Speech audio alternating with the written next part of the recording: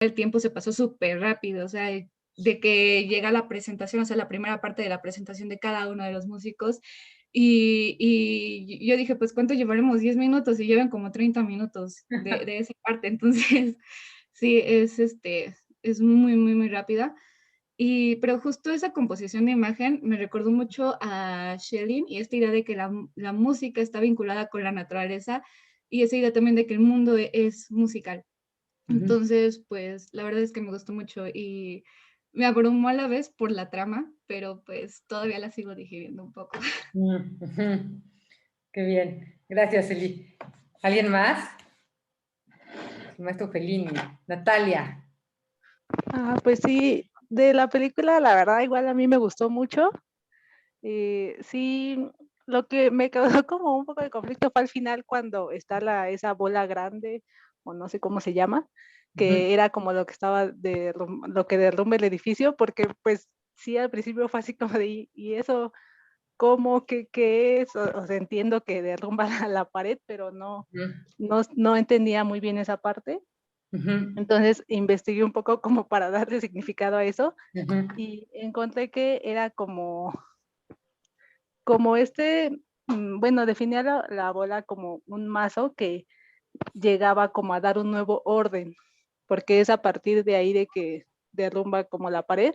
Ujú.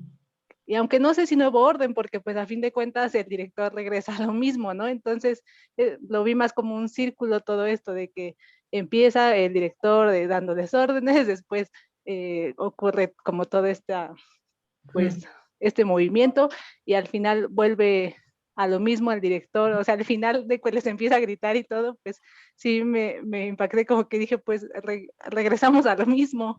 Ujú. Entonces, no sé, lo veía más como que este círculo de que pues los músicos intentaron levantarse, pero pues al final volvió a hacer lo mismo, entonces, pues no sé, era más como un círculo de nunca acabar. Ujú. Ok, gracias, Natalia. Paulo. Bueno, a mí me gustó mucho la película. Debo de decir que cuando llegaron a esta parte de la revuelta contra el director, y justamente que el director venía antes hablando de esto, del odio y demás, me acordé muchísimo de las armonías de Workmeister. Me acordé muchísimo de la escena pues, de todas las revueltas y de cuando ya nos termina encontrando el diario de uno de los Ujú. Del príncipe. del príncipe. Y me llamó muchísimo la atención y justamente tengo estas mismas dudas que tiene Natalia sobre esta parte. Incluso hasta, digo, creo que la película puede ser muy interpretada desde un punto de vista político y, y justamente me hace pensar un poco en este estado naturaleza del que hablaba Hobbes, Mm. como caos, Mm. y del director como no leviatano, no estado, pero como el que reúne Ujú. este estado de naturaleza. O sea, fue una película muy intensa. Sí, muchas gracias, Paulo. Ahorita digo algo. Fernando. Pues yo interpreté la película de otra forma. Bueno, es que sí es un poco extraño, ¿no? Esa pelota gigante, o bueno, bola, esa bola de destrucción. Ujú. Yo lo interpreté más bien como que, pues todos los músicos estaban ahí, pero pues no se hacía música, ¿no? O sea, no se hacía como el arte. Y más bien estaban ahí como haciendo una chamba, ¿no? Y por eso como que todo ese rollo que traían de que los sindicatos y todo eso, o sea, era más bien como que veían todo eso como un trabajo, ¿no? Y Ujú. entonces cada vez que pasaba como un desorden o algo así, pues se oía este sonido y yo lo interpreté como que era una destrucción, o sea, como hacia la música, o sea, que esta revuelta como anarquista ya al final y que cuando ya todo se derrumba es porque están como que destruyendo la propia música y o sea, también sentí eso porque en una parte creo que empiezan como a destruir así los cuadros de los compositores y todo eso.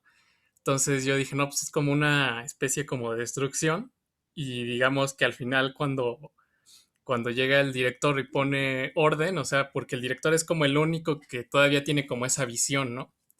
De hacer un arte Ujú. con la orquesta Y pues ya.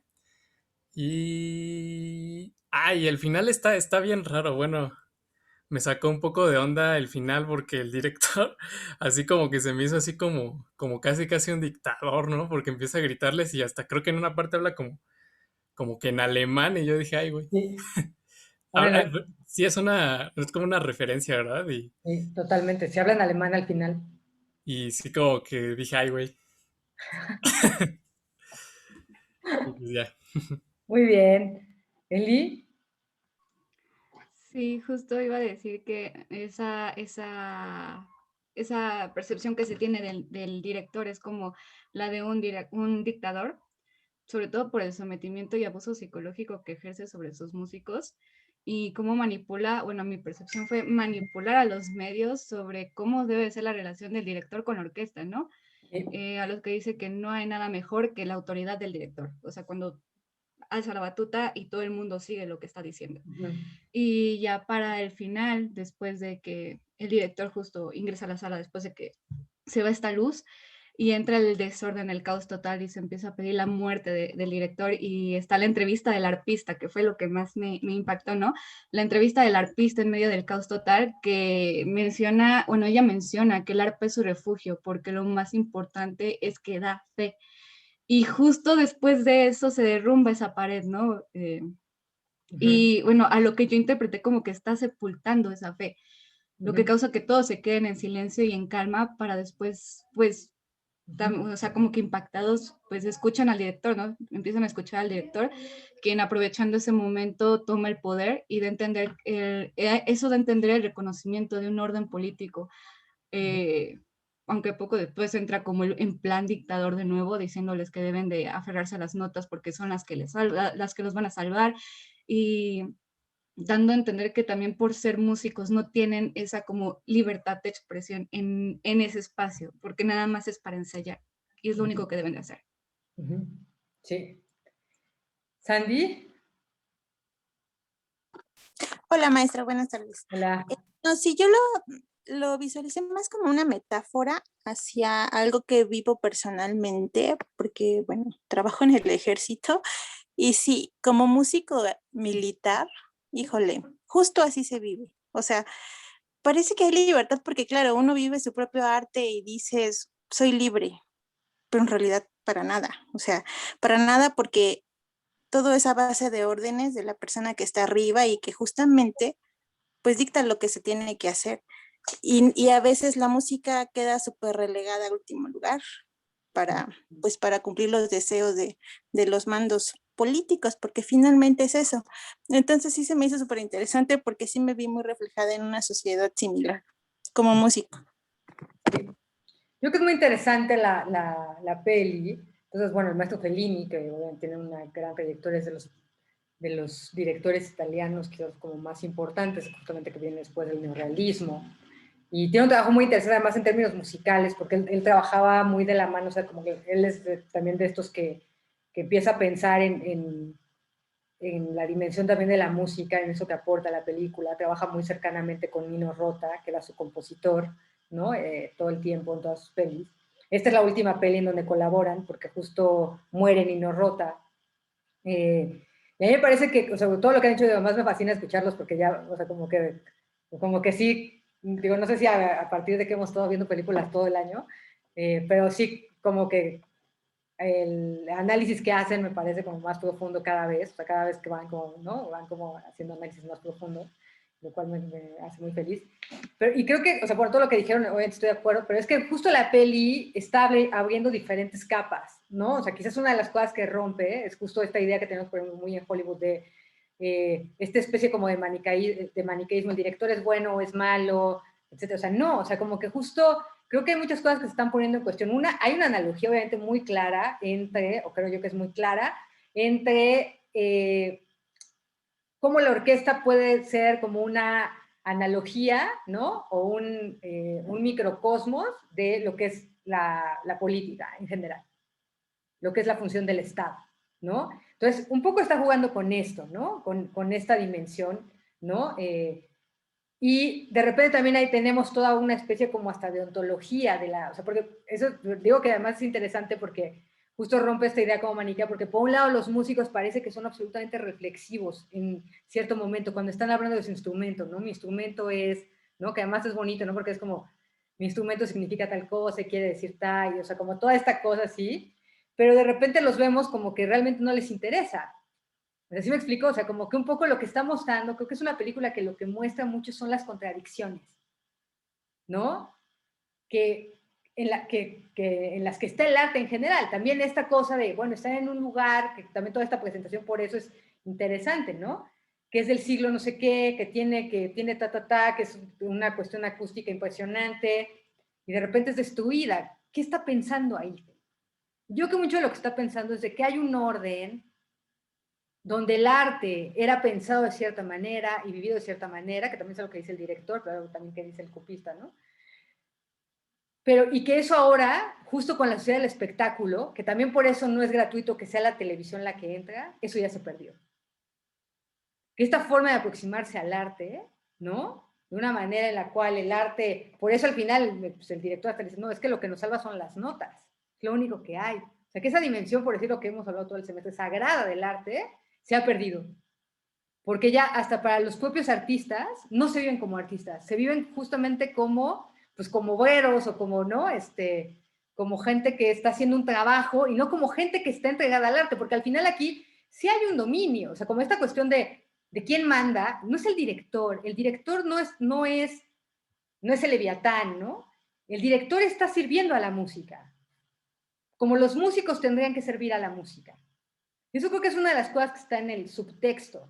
Lo otro es que también se dan cuenta cómo habla de dos, o sea, además eso, ¿no? Como una música que se entiende de esta manera, pero también por otro lado está diciendo, está surgiendo otra música donde, pues esto ya no se necesita, donde no necesitas un director, que es la música de improvisación, por ejemplo, ¿no? Pero el punto acá no es si uno es mejor o es peor, el punto es, otra vez, esta importancia, creo, de la experiencia de la música, del poder de la música, pero del poder de la música no en términos, como ya lo decía Talí, no en términos de lo político, sino justamente, o de la política, perdón, sino en términos justamente de esta potencia que habita en la música, ¿no? Y que es lo que, pues todo el mundo debe estar, o sea, como los músicos, el director, o sea, todos tendrían que estar al servicio de esa potencia, ¿no? Y creo que más bien por pensar en cuestiones que tienen que ver con el poder, con la política, con eso, ¿no? Con el trabajo, pues justamente se deja de lado lo que tendrá que ser más importante, que justamente es pues la creación, ¿no? Y el transmitir, el comunicar eso, ¿no?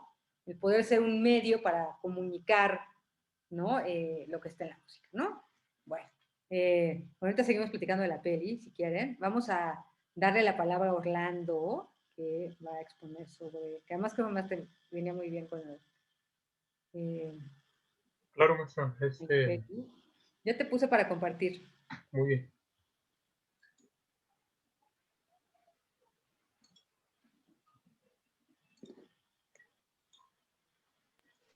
Sí pueden ver de ahí. Sí.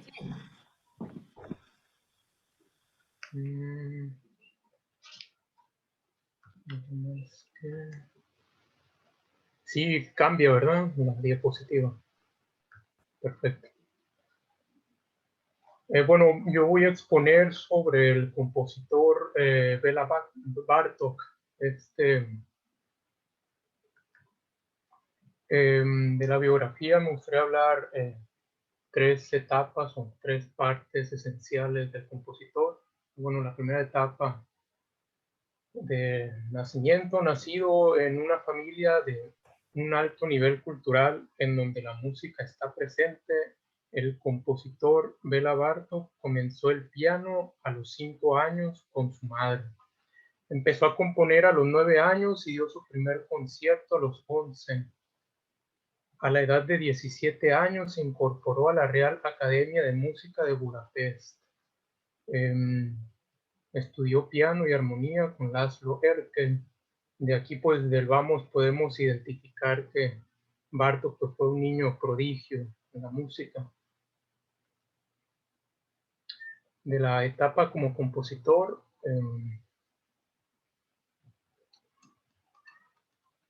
se puede decir que con Zoltán Kodály, el compositor Béla Bartók se embarcó en una recopilación de música folclórica húngara. Poco a poco toma conciencia de la importancia de preservar la música tradicional. Se dedicó seriamente, incluso cruzando las aldeas de Rumania y Hungría, para recoger canciones de música y de la gente. Este compilado consta de 12 volúmenes que contienen 2.700 partituras de origen magiar, 3.500 rumanas y varios cientos de origen turco y del norte de África. En 1935 se retiró de la enseñanza para dedicarse plenamente a la composición gracias a una gran demanda de sus obras. En la etapa como pedagogo, Bartók enseñó piano en la Royal Academy de Budapest entre 1907 a 1934. Sin embargo, la guerra viene y ocasiona un vuelco en su vida. Se opuso francamente a los nazis, por lo que se vio obligado a exiliarse en los Estados Unidos. Bela Bartók fue un hombre muy apegado a su país y de alguna manera sufre el exilio y mantiene una lucha y un duelo por recuperarse. A lo largo de la Segunda Guerra Mundial, en 1942, comenzó a sufrir de leucemia, misma que lo llevó a la muerte en 1945 en Nueva York.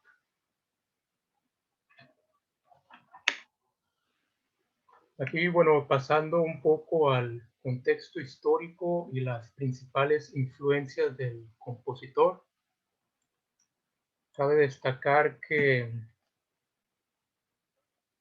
las estrategias nacionalistas las estéticas nacionalistas se originan en el contexto posromántico del imperialismo. Su premisa fundamental era la de convertir una música de origen folclórico y funcional en un arte de concierto. Así, las melodías folclóricas eran instrumentadas para orquestas sinfónicas y tratadas tonalmente, aun cuando conservaran alguno que otro rasgo de su particular modalidad original. Se centró en el estudio de la música, sobre todo de Beethoven, Bach y Brahms, pero sin relación con la música contemporánea, hasta que descubrió el Así habló Zaratustra de Strauss. Heredero del nacionalismo romántico previo al imperialismo, para Bartók la música húngara debía no solo ser auténtica, de ahí el folclore campesino, sino también debía aspirar a la modernidad de su tiempo, de ahí su vanguardismo. El objetivo era posicionar a la música húngara en el mismo plano que la centroeuropea. Debía ser de alcance universal, al igual que para sus colegas austríacos y alemanes. Para Bartók, esa universalidad se asociaba a las formas simétricas de la tradición.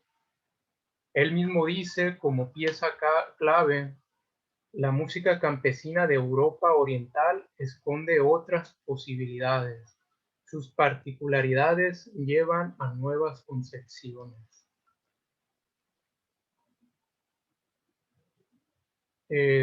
Ya conllevando las ideas principales del compositor, focaliza solo en sus obras iniciales y soslaya el lenguaje entre vanguardista y neoclásico de sus obras más famosas, especialmente las de las décadas de 1920. Su utilización del material local, en todo caso, no implica, al menos en la etapa que nos ocupa, una exaltación de lo nacional, sino más bien un camino hacia un estilo musical propio. Él mismo dice, durante toda mi vida, en todos sus aspectos, a toda hora y por todos los medios, serviré un solo objetivo, el beneficio de la nación húngara. Siempre creí en la hermandad de todos los pueblos, a pesar de todas las guerras y conflictos. Es por eso que no rechazo ninguna influencia en mi música, sea rumana, eslovaca, árabe o de cualquier otra fuente. La música de Bartók consta efectivamente de sonoridades propias del folclore campesino de su Hungría natal y también de zonas cercanas como Rumania y Eslovaquia, especialmente lo concerniente al ritmo y las sucesiones de altura, pero ello no impide que sean elaboradas a partir de los radicales procedimientos compositivos característicos de las vanguardias. Obsesionado con constelaciones simétricas como la proporción áurea y la serie de Fibonacci, Bartók sintetizaba ambas procedencias, la ancestral tradicional y la contemporánea radicalizada, en unas construcciones formales fuertemente ligadas a la tradición occidental, como lo son la estructura de sonata, la fuga, el concierto, sinfonía, etc. Vale decir, el estilo de Bartók también fue tensado por otra de las cuerdas fundamentales del siglo XX, aquella interminable puja entre la tradición y la innovación. Bueno, vemos de alguna manera que pues, Bartók mantenía su abertura a cualquier tipo de música y trataba de sintetizar sus ideas. Las abstracciones simétricas de las formas clásicas son, de igual manera, no una restauración forzada del pasado, sino una reinvención. Aquí hay que resaltar este punto. Resultado de desplegar las posibilidades latentes de un lenguaje hasta entonces poco o nada estudiado. Las escalas de las melodías folclóricas recopiladas por él y Kodály hacen gala y le brindan recursos armónicos insospechados para el uso en sus propias obras, al mismo tiempo tratándose en muchos casos de conjuntos interválicos simétricos. Su despliegue a gran escala le posibilita desarrollar las formas que exhiben esa misma cualidad simétrica y allí reside su propio y particular neoclasicismo. Las relaciones a pequeña escala, microformales, son las mismas que sostienen la totalidad de la obra, su macroforma. Aquí pues bajo estas ideas y estos parámetros, Bartók pues desarrolla dentro de sus planos formales y estructurales sus ideas propias que acabo de mencionar, como lo son la disposición áurea y el modelo de simetría. Béla Bartók y la simetría, melodía final e inversión en música para cuerdas, percusión y celesta. Aquí el punto culminante, los mi bemol simultáneos coinciden con la proporción áurea del total del fragmento. En el análisis de Larry Solomon del esquema formal del primer movimiento de música para cuerdas, percusión y celesta, se muestra de una manera más abstracta las ideas proporcionadas a la estructura de la obra. La estructura formal reproduce a gran escala las relaciones simétricas presentes en las melodías que integran la obra. También, bueno, destacando un poco el trabajo que realizó con su obra pedagógica, el microcosmos, también él conlleva explorar nuevas posibilidades sonoras con lo que se estableció en los modos antiguos. Él también trabaja de alguna manera abierto a nuevas ideas para la creación de música tradicional folclórica proveniente del nacionalismo. Aquí otro ejemplo, estableció geometrías realizadas mediante rectángulos áureos, la proporción capaz de generar un sinfín de combinaciones compositivas con cierto valor estético añadido. Aquí pues de alguna manera las formas se establecen de una manera compleja, pero manteniendo la misma idea de la simetría y la proporción áurea. Ya hablando un poco de las obras importantes de Bartók, destacan las 8 danzas rumanas de Hungría, el Allegro bárbaro para piano, la ópera El castillo de Barba Azul, los ballets El príncipe de madera y El mandarín maravilloso, los 3 conciertos para piano y orquesta, la música para cuerda, percusión y celesta, y el concierto para orquesta que le encargó Sergei Kusevitsky. También son notables su concierto para violín y orquesta número 2 y la música para 2 pianos y percusión. Su concierto para viola, que quedó incompleto a su muerte y fue terminado por el violinista Tibor Czerny. Ya para dar las conclusiones, encontramos una armoniosa síntesis de las diferencias, de los diferentes elementos armónicos, rítmicos y melódicos, lo cual insiste el compositor suizo, aunque parezca, bueno, aquí me equivoqué, aunque parezca una apreciación elemental, es tal vez, si analizamos su música, lo más saliente de su genio. Es dar pie a una ramificación que pone lugar de las nociones estéticas del pasado y que además reinventa y glorifica el paso a la innovación y originalidad. Su influencia del folclore hace que este compositor desarrolle esta síntesis tan importante como parte de las vanguardias del neoclasicismo del siglo XX. Bueno, hasta ahí termino mi exposición. Sería todo por mi parte.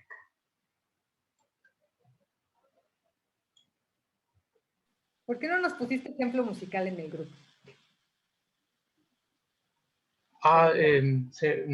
Perdón, maestra, no sabía que Sí, había... les dije, justo les dije, porque es que sí no estuvo el semestre pasado, tú tampoco, pero pues bueno, pues tampoco lo dije la sesión pasada de que era bueno que los ejemplos los pusieran mejor en el grupo, ¿no?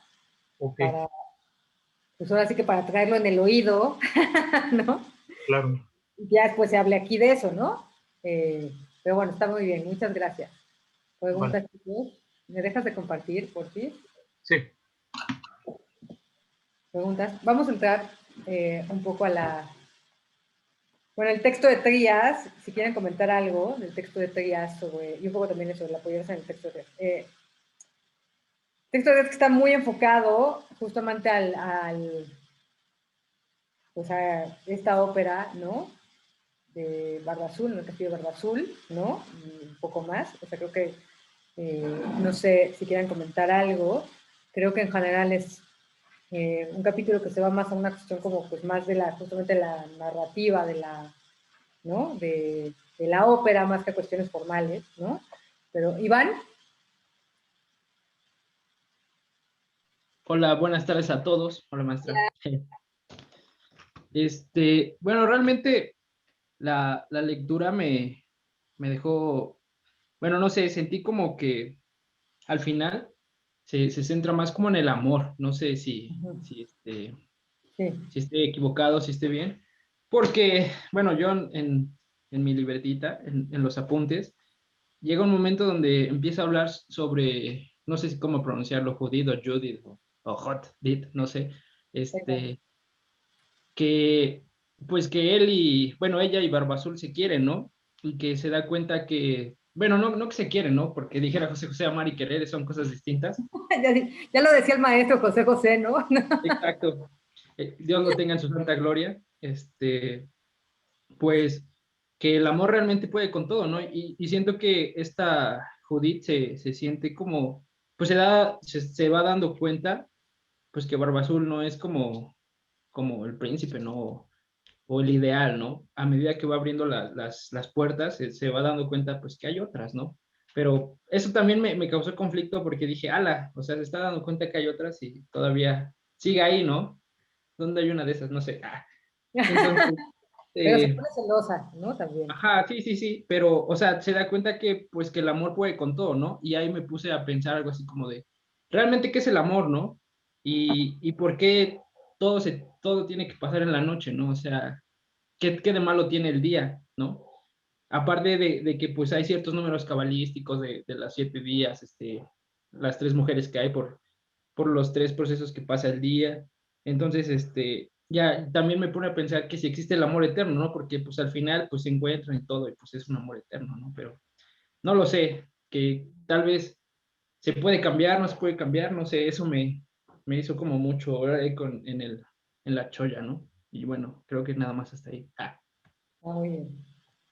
Voy a leer una parte para reforzar lo que decía, de la 496, ¿no? Y vamos al texto de Heidegger, que seguro les ha haber dolido la cabeza. Además, creo que tiene mucho que ver también con lo que hace Bartók, de alguna manera. Y los encinos sí les dolió la cabeza. Pero ya son niños grandes, se los dejo porque ya sé que ustedes pueden. Dice, ¿qué es lo que dice, no? En la 496. ¿Qué es lo que dice la Sagrada Noche? Se preguntaba Nietzsche en su hermoso poema, al que supo dar música a Gustav Mahler. ¿Qué es lo que dice la noche al alma solitaria, que se recoge en oración profana y secular, en presentimiento de la eternidad que parece vestirla y cercarla o cubrirla con un manto espléndido? Más adelante dice. Estamos refiriéndonos quizás a una noche musical, en la 497. O a una música nocturna. Esto me gustó mucho. O sea, justamente esta caracterización que dice que, ¿no? Que es una música nocturna, me gusta. Un lugar de recogimiento en el cual música y noche parecen reconocerse y hermanarse en idéntica sustancia y propósito. Una noche llena de vibraciones misteriosas, plagada de sonidos animales, vegetales o minerales, estremecimientos y ecos de hojas que se frotan en la agitación de los vientos, insectos que revolotean, grillos que cantan, rachuelos que en la lejanía esparcen su acompasada cantinela, ¿no? 498, arriba. Ese centro oscuro, verdadero corazón de las tinieblas, es también el huevo cósmico y la fuente de toda vitalidad, raíz matricial de todo ser y existir, principio de toda vida. En ese centro se encaminan múltiples composiciones instrumentales de Bela Bartók, que parecen rodear, cercar y hasta proteger ese cerco hermético, plagado de enigma y de misterio. Se trata siempre de una música nocturna, en adagio, que entona un recitativo en forma de lamento ondulado, apenas detectable en la melopea difuminada, llena de primitivismo o del recurso a los intervalos de segunda o a evocaciones de la escala pentatónica o a formas de monodias próximas al gregoriano. Una suerte de fantasía coral recurrente que va variando o promoviendo desplazamientos de sentido, en referencia a ese enunciado en recitativo seco que en ocasiones pronuncia el violonchelo o la cuerda anticipada, quizás un obsesivo ostinato de piano percusivo, ¿no? Es decir, ¿no?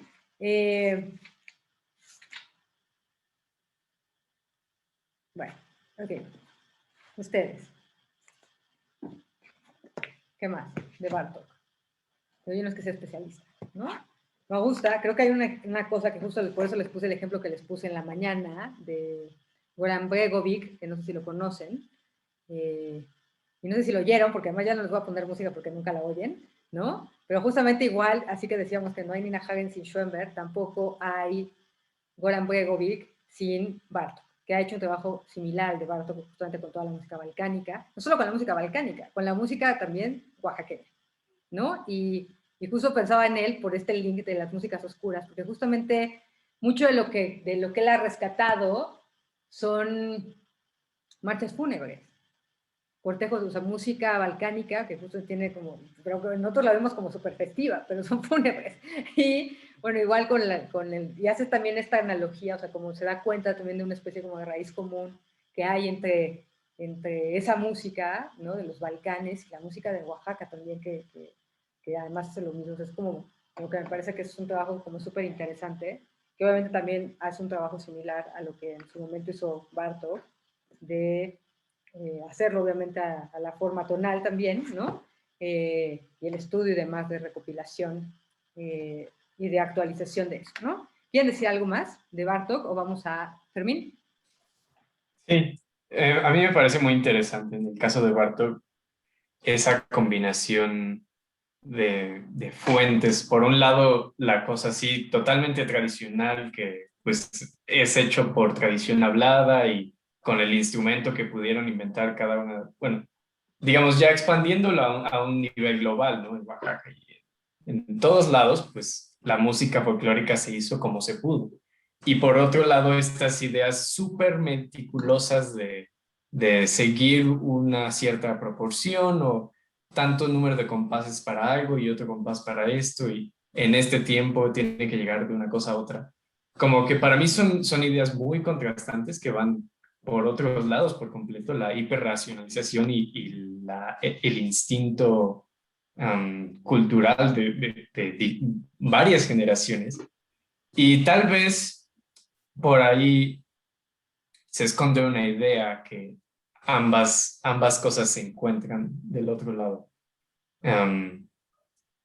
Que en el instinto está escondida una lógica de la naturaleza que bien se puede representar matemáticamente o se puede sentir a través como del colectivo humano y es esta tradición hablada. Y sonora, ¿no? No es hablada, ¿no? También. Claro, claro. Hay una cosa que por eso pone el ejemplo de Begovic, que igual lo conozco más que a Bartók, ¿no? Pero creo que es lo mismo, ¿no? Al final, esto que dices, ¿no? Creo que lo que se da cuenta Bartók es que la música es una. Exacto. Si no la hace él, ¿no? O sea, él se da cuenta que la música es una. Es decir, que no hay esta diferencia entre, o sea, la música culta, la música, ¿no? O sea, que todo en un origen, o sea, que todo a partir de la misma experiencia del mundo. Digamos, es una experiencia de la naturaleza. De ahí que no sea como eso, ¿no? Pues que no sea extraño que haya una raíz común sonora, o una raíz común que se hace sonora de la música de los Balcanes a la música de Oaxaca.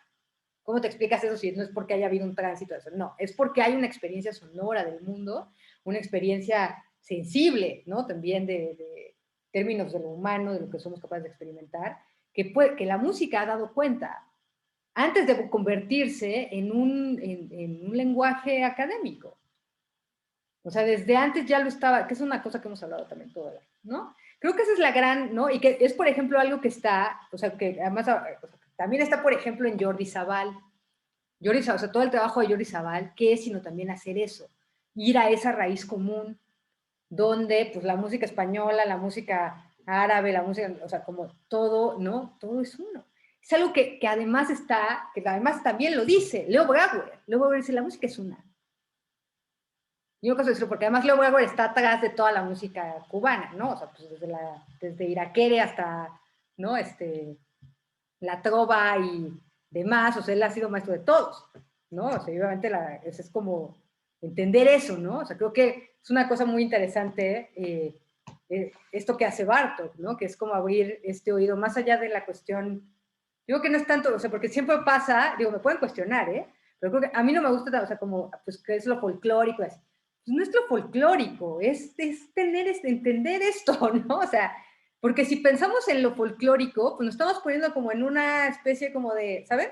Como seguimos en esta superioridad de lo civilizado y lo, ¿no? Casi lo primitivo, ¿no? O sea, no, es más bien ver cómo no hay una jerarquía entre uno y otro y cómo, más bien, o sea, sí hay un sentir que es común a la humanidad desde el origen, ¿no? O sea, creo que de eso es de lo que está hablando.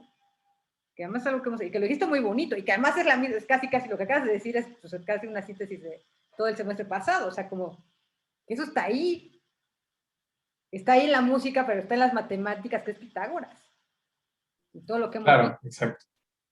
Es Pitágoras, ¿no? A ver, pues sí, obvio lo que está en la naturaleza, pues también se puede hacer matemático, lo podemos pensar, ¿no? O sea, claro, todo es uno, ¿no? Sí, es un continuo de la misma idea. Sí, gracias por mí. Miguel. Bueno, es que a mí me causa como mucha curiosidad por qué Bartók hace demasiada alusión a la noche, inclusive en su ópera, que a cada una de sus esposas, que dice, ella la conocí en la mañana, ella la conocí en un atardecer, ella la conocí en, etcétera, ¿no? Pero ¿por qué se queda con la noche? O sea, de hecho, él dice que pues, ella es como la que más ama. Y bueno, mucha de su música está inspirada en música de la noche, ¿no? Es también una suite famosa que se llama Al aire libre. Y solamente me causa curiosidad, siento que usa ese elemento de la noche como otra cosa, quiere decir otra cosa con eso, pero no me queda muy de todo claro. No sé. ¿Qué es la noche? Fermín.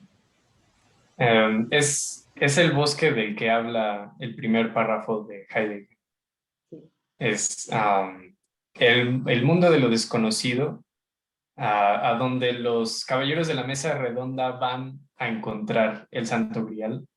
Y es el mundo donde las cosas no están brillando con conceptos definidos, sino las fronteras son líquidas. Sí, es lo anterior. O sea, por decirlo con El Quiñar, origen. ¿no? Es el origen, es lo anterior. Es ese plano, o sea, un poco, Heidegger lo dice muy bonito, o sea, esta tensión, ¿qué es lo que hace? Que también, digo, estuvo bonito la relación también con Bartók, pero por la relación con la tierra, ¿qué es lo que hace el arte? Sino justamente, ¿no? A partir, ¿no? Hablar de un mundo, desde un mundo, el mundo es pues, el mundo histórico finito en el que estamos cada uno de nosotros, pero cómo de ese mundo puede revelar la tierra, puede revelar este origen, puede revelar esta, ¿no? Lo que él llama aletheia, justamente que es esa relación, ¿no? O sea, la aletheia que tendría que ver justamente con ese desvelamiento que se da en el arte. De repente, o sea, hacer sonoro, esto que estábamos comentando ahorita, o sea, hacer sonoro esa raíz común, que es anterior a la configuración, a nuestra configuración racional del mundo, ¿no?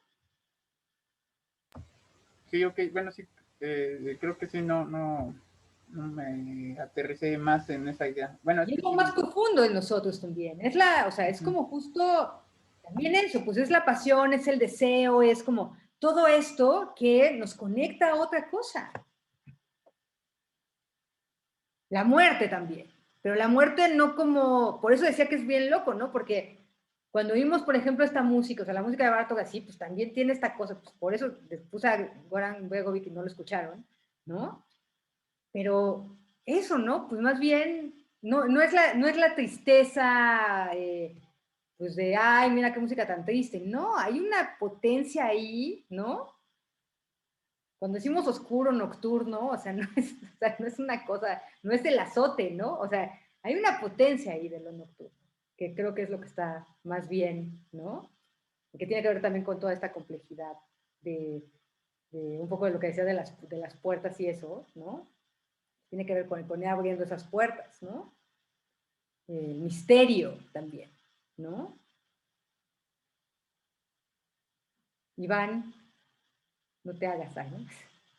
Es que, bueno, no sé, ya lo había dicho Fermín, no, pero siento que, bueno, yo lo discerní que lo pone en la noche porque, pues es cuando realmente las cosas son como son, ¿no? No hay nada que deslumbre más que lo que es, ¿no? Y también eso me llevó al texto del origen de la obra de arte, cuando las cosas es cosa porque su cosidad, o no sé cómo le dice, yo dije, ah, la bestia, ¿no? Y entonces sí, como que estaba yo con mi primo, bueno, sí, aquí porque no tiene internet, y le leí ese fragmentito y me dijo así como, no manches, están bien pesadas tus lecturas, yo así de, pues no, es la primera que sí me costó, y sí, como que sí, leía un parrafito y así como a cranear, ¿no? Y después, pues es que sí es cierto, ¿no? O sea, realmente la cosa porque es cosa, ¿no? Por cómo lo que es realmente, sus características o por el sentido que le da a uno, ¿no? Y al final, bueno, sale que pues todo está contaminado por el hombre, ¿no? Que generalmente nosotros hacemos que esa cosa sea así, pero que realmente puede ser totalmente distinto, ¿no? Tal vez por eso la noche, ¿no? Bueno, no sé.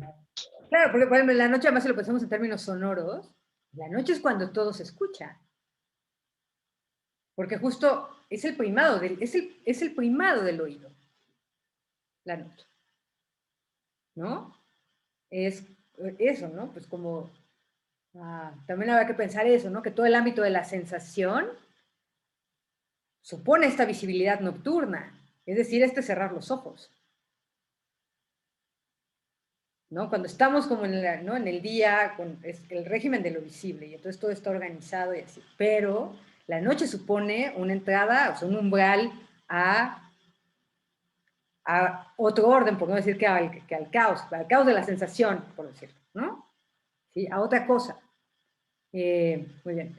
Me encanta que les cueste trabajo la lectura, pero que la hagan. Bueno, Heidegger nos hizo en un día, hay que pensar que es el filósofo más, quizás el filósofo más influyente, más importante del siglo XX, ¿no? Y hay una noción aquí que me gusta, que quiero rescatar, pero a ver, primero que hable Esteban. Y por eso les di a leer a Heidegger, que parece muy difícil, pero no es tan difícil.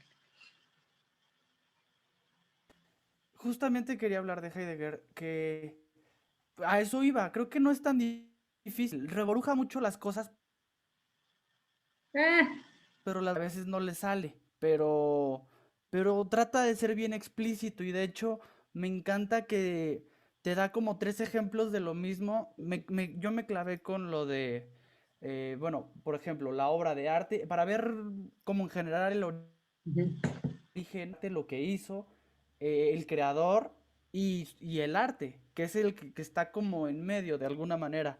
Y no solo eso, o sea, desde cómo explicó que el origen es la esencia. Entonces, para sacar la esencia, entonces, a la esencia de algo, de ver como el común denominador, por así decirlo, de las obras de arte, pero no siempre le vas a encontrar alguno. Entonces, durante toda la lectura hay como un círculo vicioso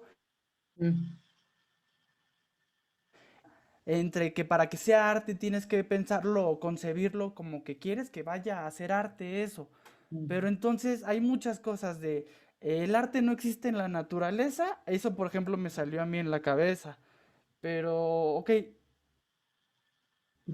sí, como dijo Iván, hay que hacer como trabajo de cerebro para reflexionar, pero me gustó mucho. Y la clase pasada usted dijo que cuántas veces estudias tu partitura. Entonces, la verdad es que casi no la entendí. Apunté las cosas que más me gustaron en un blog de notas, que las repetía mucho, pero me encantó. Está muy entretenida y yo creo que esa pura lectura da para otras 3 clases.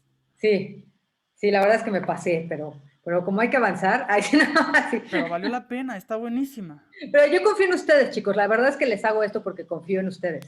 O sea, en serio que creo que tienen con qué entrarle. O sea, como que al final, fue, como dice, está muy así. Bueno, ahorita vamos aclarando, ¿no? Porque no es tan complicado, ¿no? Emma, es agarrarle la onda a Heidegger.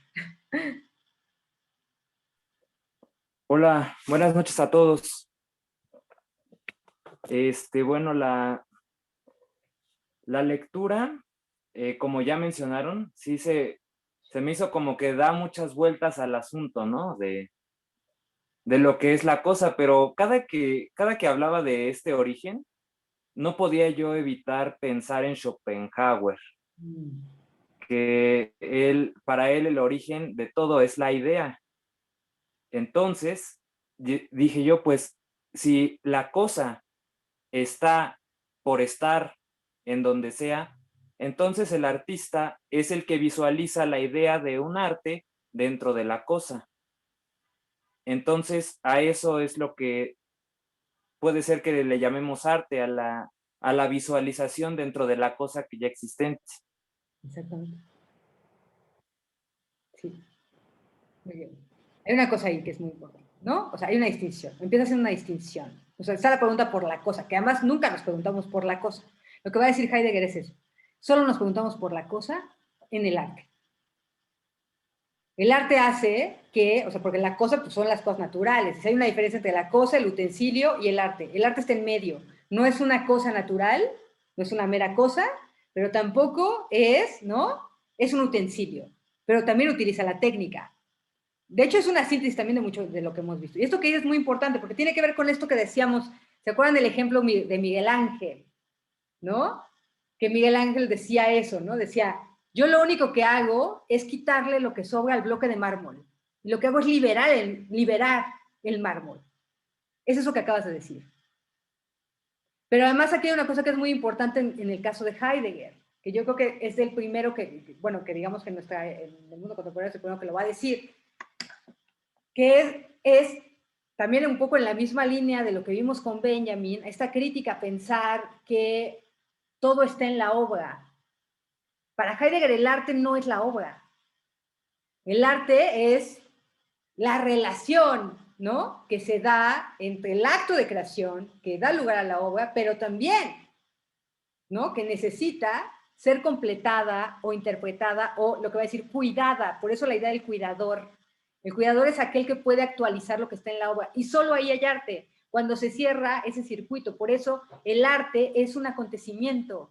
No está, o sea, una obra que está ahí guardada, eso no es el arte. Pero además eso que dice que es muy importante. Sin obra no hay artista. Y sin, ¿no? O sea, eso, y viceversa. Dice, a ver, aquí el punto es eso. O sea, si ustedes dicen que son artistas, a ver, ¿dónde está su obra? O sea, sí, o sea, no hay esto de que, yo soy artista. Así, pues sí, a ver, ¿dónde está tu obra?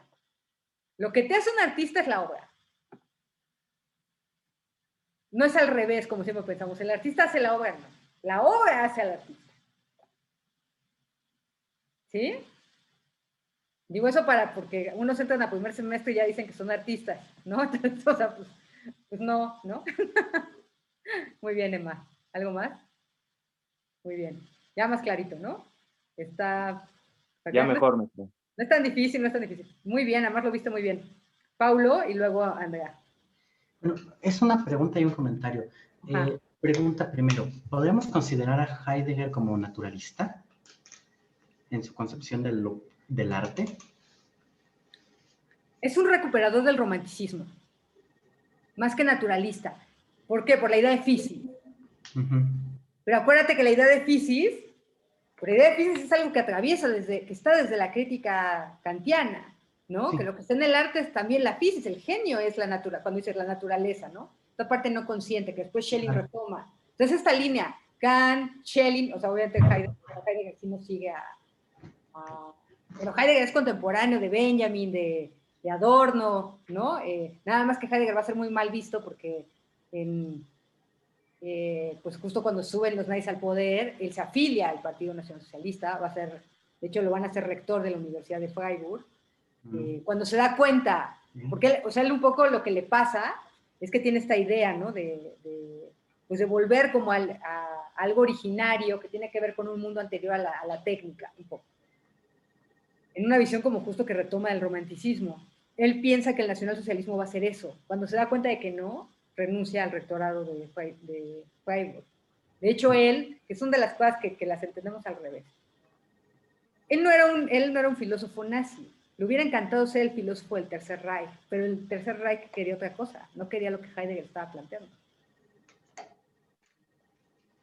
Entonces también por eso ¿no? Pero no es natural, sería más bien un recuperador romanticismo. Recuperador del romanticismo. Muy claro, o sea, una de sus grandes influencias es Schelling. No reconocida, pero Schelling es como la gran influencia de Heidegger. Tiene solo un libro sobre él. Ajá. Y lo que iba a comentar es que justamente me parece súper bonito lo que decías hace ratito de cómo piensa la verdad como aletheia.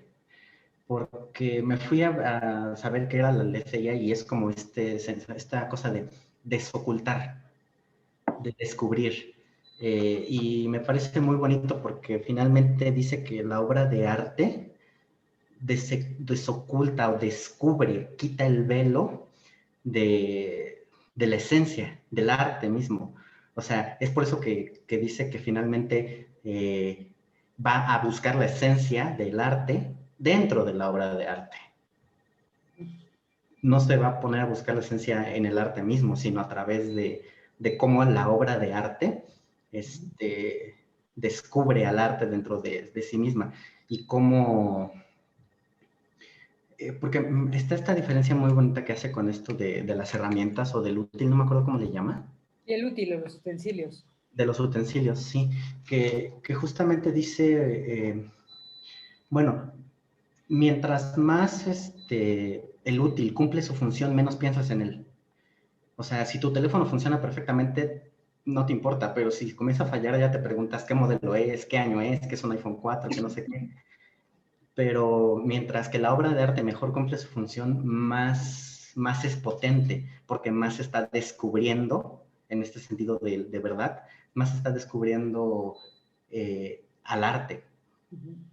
Y me parece un texto súper bonito. Está bonito. Tiene uno muy bonito sobre Hölderlin, que es otra de sus grandes influencias. Bueno, dos sobre Hölderlin. Uno que se llama Hölderlin, el nacimiento de la poesía. Y el otro se llama ¿Para qué poetas?, que es muy bonito, que es sobre Hölderlin y sobre Rilke. Okay. que son muy bonitos, ¿no? Esto también habla de estas cosas. Gracias, Pablo. Andrea. Sí, a mí bueno, obviamente la lectura, como han dicho, tienes que leerla y entenderla, porque con una vez que la leas no es suficiente. Pero hubo una cosa que, que justamente desde el inicio de la clase me hizo pensar mucho. El micro. ¡Tu micro! Ay, todo lo que hemos... En todas nuestras oraciones o en muchas de ellas decimos esta cosa, la otra cosa, no sé qué cosa. Y entonces eso me puso a pensar, o sea, todo el tiempo nosotros estamos con una cosa, con otra cosa, mira esa cosa, piensa esta cosa, otra cosa. Y entonces quiero seguir esto que pensé con esta oración que se me hizo muy loca, pero cierta, que dice, las respuestas a la pregunta de qué es la cosa se han vuelto tan corrientes que nadie sospecha que se pueden poner en duda. O sea, ¿en qué momento que decimos, ay, ¿qué cosa iba a decir? ¿En qué momento que decimos eso pensamos, ¿cómo que qué cosa? ¿Cómo que qué cosa iba a decir? ¿A qué me refiero con decir qué cosa, no?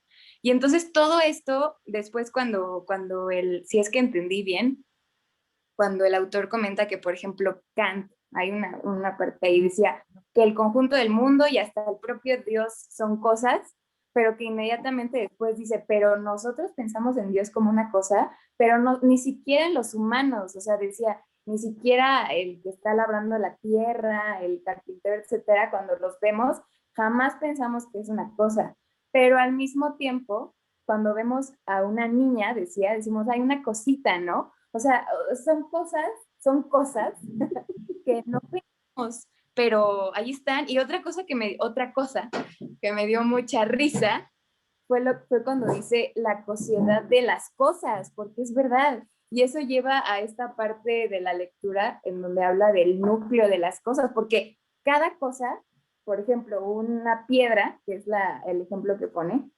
esa cosa tiene cosas. Y al final lo que nosotros estamos pensando como piedra, como esa cosa, es todo el núcleo, todas sus propiedades, o sea, todas sus características las englobamos en este caso en la piedra, pero la cosa tiene otras cosas que son muy grandes. Entonces, sí hay muchas cosas en la lectura que me hicieron pensar en muchos conceptos que nunca había pensado. Y otra cosa que quería decir es cuando menciona que la obra, además de todo esto que está preguntándose, si el artista, si la obra, que es un círculo, etcétera, hay una parte donde dice, la obra de arte consiste en algo más que ese carácter de cosa. Es algo más que está en ella lo que lo hace arte. Y después de eso dice, la obra es un símbolo. Y justamente lo que usted decía, o sea, la obra de arte no es lo que está colgado, no es lo que está guardado, etcétera, sino incluso yo creo que todo lo que hay alrededor de esa obra, me refiero al contexto histórico, o sea, por ejemplo, las obras de posguerra, por ejemplo, tienen un carácter mucho más fuerte que las obras, no sé, bueno, etcétera, ¿no? O sea, hay muchos... Claro, que eso es lo del mundo, justamente, eso es lo del mundo también, ¿no? Esta tensión que está entre el mundo y la tierra, que dice el arte por eso, este develamiento o este acontecimiento de la verdad que se da en el arte, pero es una verdad ontológica. ¿Eso qué quiere decir? Que las cosas realmente aparecen en lo que son, ¿no? En el arte. O sea, eso es lo que es fundamental. Y aquí otra vez es otra vez esta recuperación del romanticismo, porque la verdad aquí es ontológica, la letella es ontológica, no es epistemológica, ¿sí? Es el ser de la cosa. Por eso dice, pone el ejemplo que es muy bonito, el ejemplo de los zapatos de Van Gogh. Dice, nunca pensamos, cuando estamos en el pleno ámbito de las cosas, ¿no? De las meras cosas o de los útiles, nunca nos preguntamos qué es. Esto que decían, ¿no? Y un poco es lo que va a decir en Ser y Tiempo, que es su gran obra, ¿no? Solo nos preguntamos por el ser. La pregunta por el ser no es la primera en importancia, pero quizás no es la primera temporalmente. Quizás nunca nos la vamos a hacer. Solo sucede en un extrañamiento. ¿Cuál es ese extrañamiento? ¿No? Cuando el mundo deja de ser familiar, ¿no? Cuando algo se descompone. Entonces, si digo, ay, pues ¿y esto cómo funciona? Y entonces ya me empiezo a preguntar, ¿no? ¿Qué tipo de cosa es esta cosa? ¿No?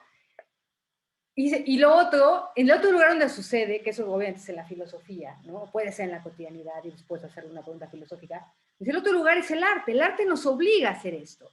Nos obliga a preguntarnos, ¿qué es lo que hace que cuando vemos el zapato ahí, ¿no? Lo sacamos de todas las relaciones materiales, concretas, etcétera, utilitarias, práctico-utilitarias, y lo dejamos reposar, diría Heidegger, lo dejamos reposar en sí mismo, en lo que es como zapato. Y entonces es cuando pensamos, se avienta toda esta interpretación, ¿no? Así de, no, pues ahí está el cansancio, ahí está no sé qué, Pero si no tenemos esta especie de, ¿no? O sea, como que justamente lo que haría el arte es abrir este espacio de la contemplación y del silencio, en el cual las cosas pueden aparecer en lo que son sin que nosotros les impongamos nada. Eso es lo que hace el arte. Por eso esto que decía Emma, ¿no? El artista, ¿qué es lo que hace? De repente sacar la cosa, ya lo habíamos visto también en otra clase, sacar la cosa de la relación, de esa relación práctico-utilitaria, y más bien verlo en su potencia, una potencia virtual que está ahí y que lo que quiere es ser expresada. Es eso, ¿no? La piedra quiere ser escultura. El sonido quiere ser música. Sí, de hecho también hay esta parte que es muy bonita, que yo nunca había pensado, que es cuando dice, ok, la música está hecha de sonidos, ¿no? O la arquitectura está hecha de piedras, pero también la piedra más bien está, ¿cómo decía? ¿Qué? Sí, o sea que la cosa es tan inseparable de la obra que tendría que ser al revés, ¿no? O sea que también al revés. Sí, que puto, no, está chida, güey. ¿Qué? ¿Cómo? No, sí, bonito. Un micrófono. Un micrófono, ¿quién tiene el micrófono abierto? Ya quedó. Ya, ajá. ¿Puedo hacer una pregunta? Déjame que termine, Andrea, porque se cortó. Ah, perfecto. Ah, sí. Entonces que no solo la piedra está en la obra arquitectónica, sino que la obra arquitectónica está en la piedra. O sea, todo es así como dice, un círculo. Y todo puede ser lo contrario. Y sí, es verdad, es verdad. Pero solo en la obra, o sea, porque un poco también tiene que ver con eso, con que el arte, ¿qué es arte? Es aquel que no domina a la naturaleza, sino que la hace florecer. Por ejemplo, la diferencia entre, por hablar de arquitectura, ¿no? Por hablar de arquitectura. Gaudí. Que un día, ojalá cuando el mundo sea mundo, un lugar donde tienen que ir una vez en la vida, por lo menos, es a Barcelona. ¿No? Que es así absolutamente increíble, porque vas caminando y de repente sale un Gaudí, pero es como si brotara de la naturaleza. Porque además la forma en la cual lo que él está recuperando más es eso, pues es el mar, es como todo ese paisaje que él está viendo. Entonces es absolutamente, por decir una palabra ahí como fácil, es orgánico. No es estos edificios horribles que tenemos aquí, o sea, digo, no porque sea México, sino porque justo, o sea, un poco en el ejemplo del arquitecto. O sea, que no se construye así pensando en eso. ¿No? Orlando, es que tengo una serie de manos ahí. Te pongo en la cola, ¿no? No sé dónde se ponen esas manos, disculpe más. Mira, hay una parte donde dice participación, ¿no? Disculpe. Bueno, dice levantar la mano. Ah, ok. ¿Lo viste? En reacciones, ¿verdad? Puedes hacerlo en reacciones o puedes hacerlo, es que no sé dónde les aparece. Según yo está abajo, donde dice participantes, ahí. Ah, perfecto. Levantar la mano. Gracias. Ah, ya vi. ¿Ya viste? Bueno, ya, pues disculpe más. Sí. Muy bien, perfecto. Que no estuviste el semestre pasado que fue el tutorial de Zoom, no es cierto. Sandy, luego Germán y luego Katia. Y luego Sí, Sí. Bueno, sí, esa lectura de Heidegger súper profunda, a mí me llamó mucho la atención cuando se empieza a cuestionar que el arte no es sin el artista, la obra de arte no es sin el artista, ni viceversa, pero ambos no son sin el arte. ¿Y qué es el arte, no?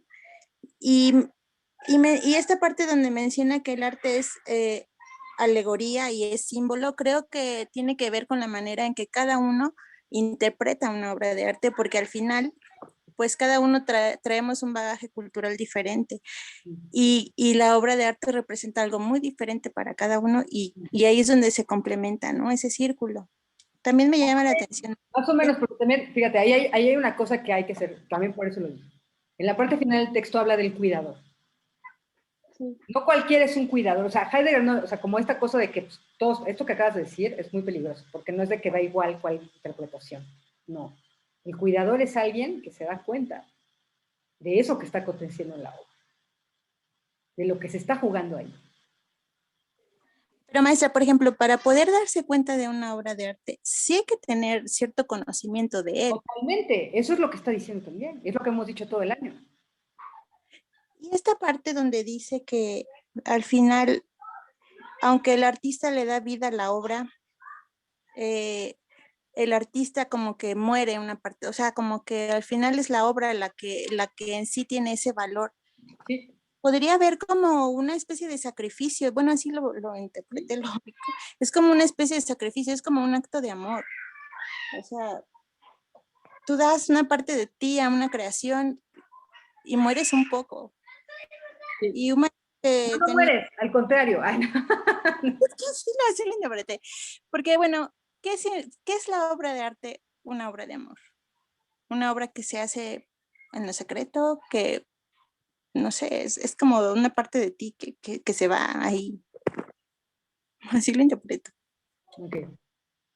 Gracias. Ahorita comento los demás, les voy a dar la palabra a los demás. Germán y luego Katia. Sí, hola, ¿qué tal? Buenas noches. Hola.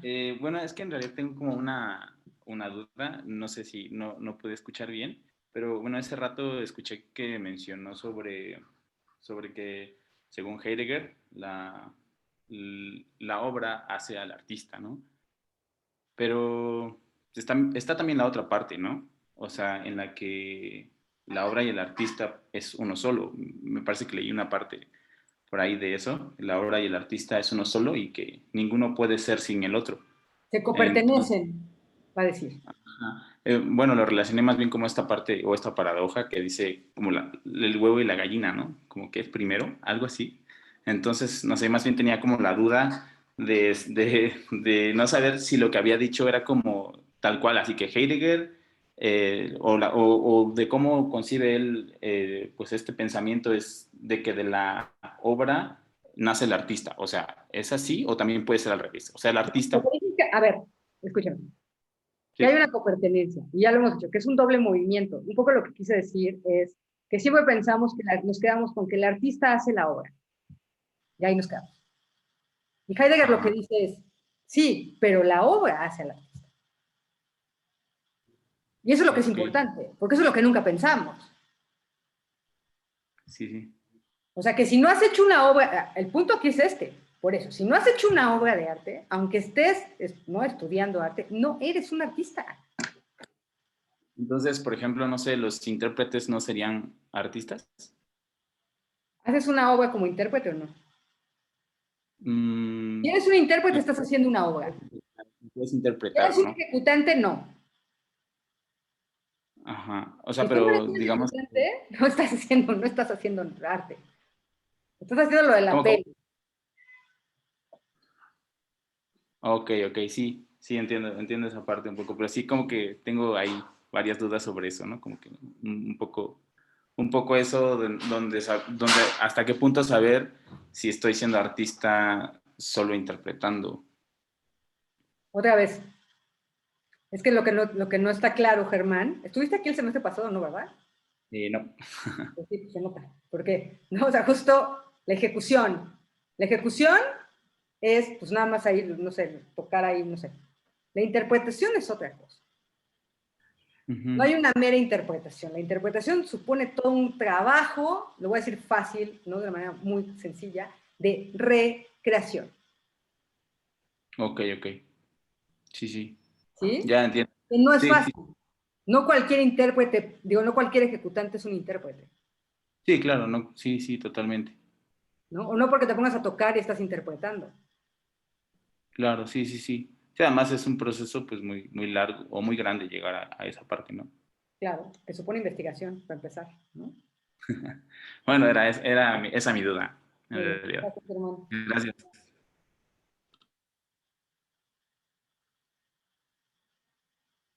Katia.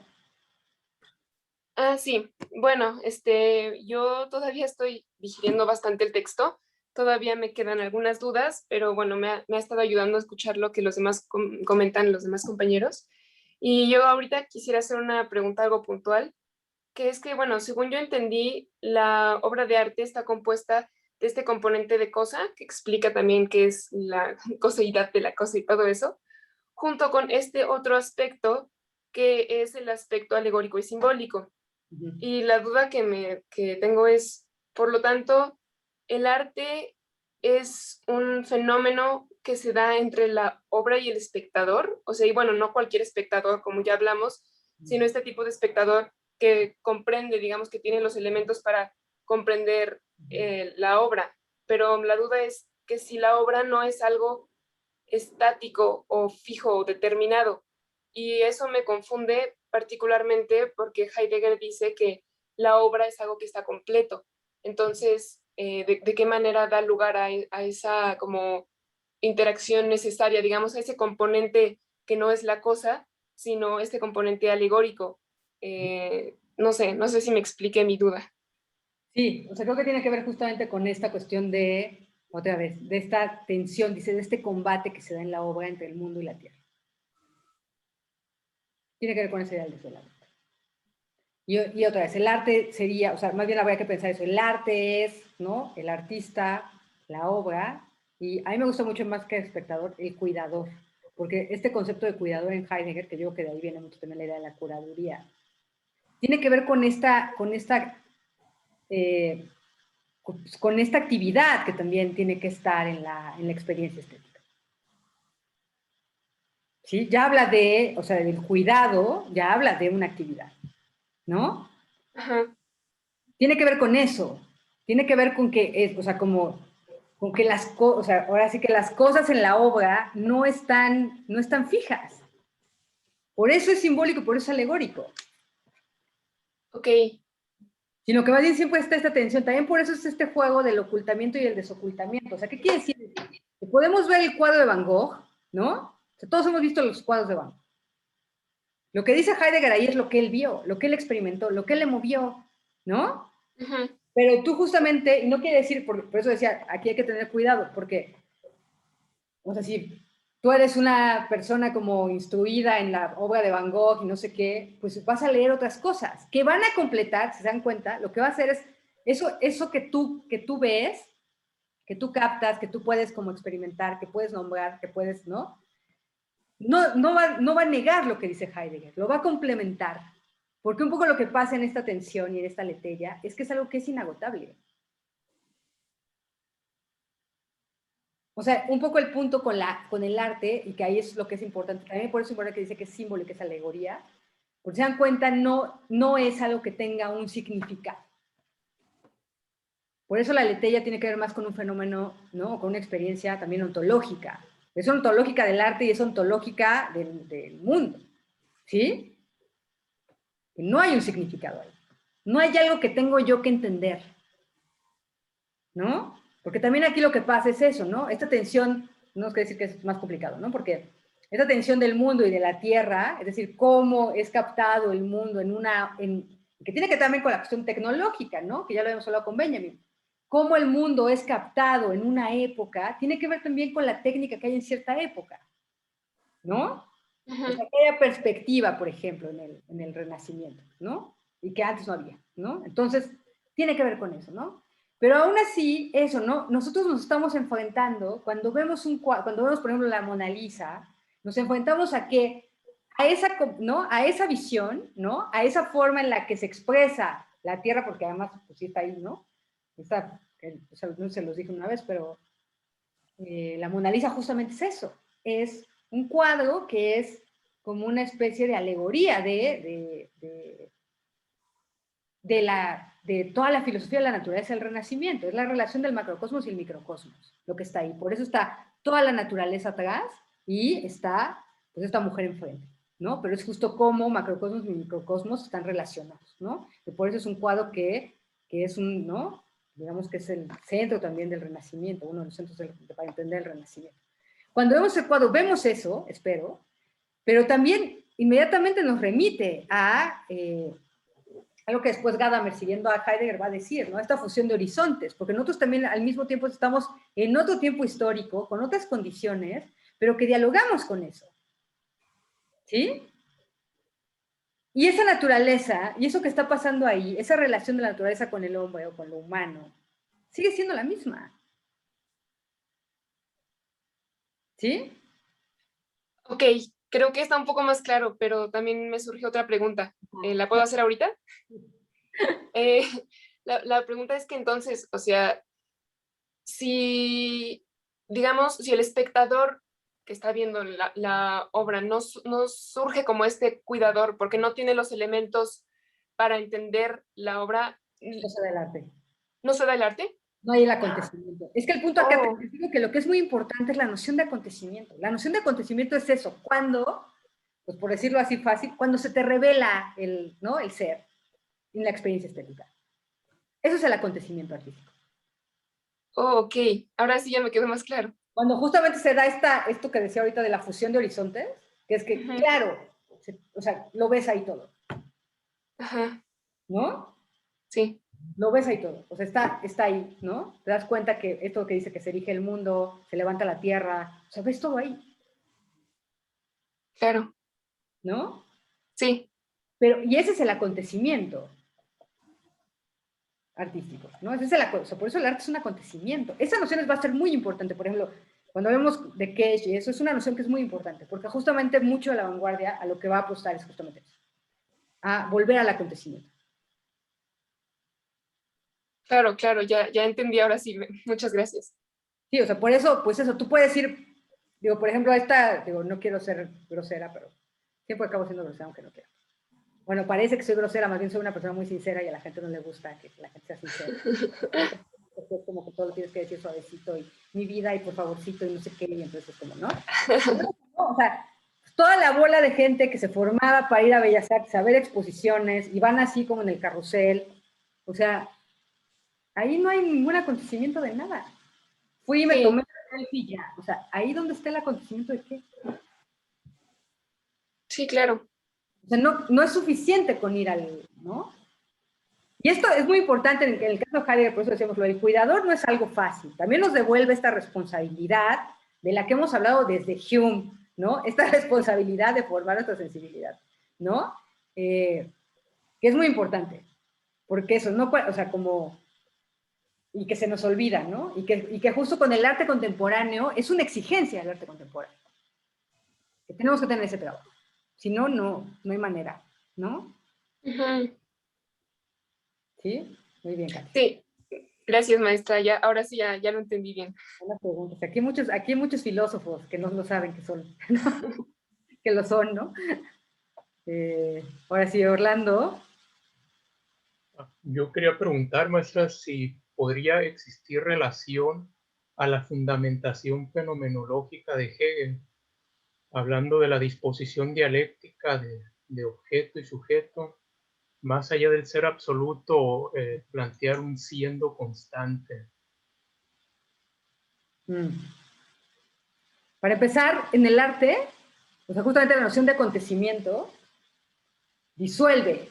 Es que un poco también lo que estás planteando, piénsalo, o sea, estás pensando en un ámbito que no es el ámbito de la estética, ¿no? Y que estás pensando justamente la fenomenología de Hegel, o sea, justamente sería más como una... no es una ontología, eso es la fenomenología. Pero justo aquí lo que hay, cuando digo la noción de acontecimiento, cuando hablamos de la noción de experiencia estética, hay una disolución del sujeto y del objeto. No hay sujeto y no hay objeto.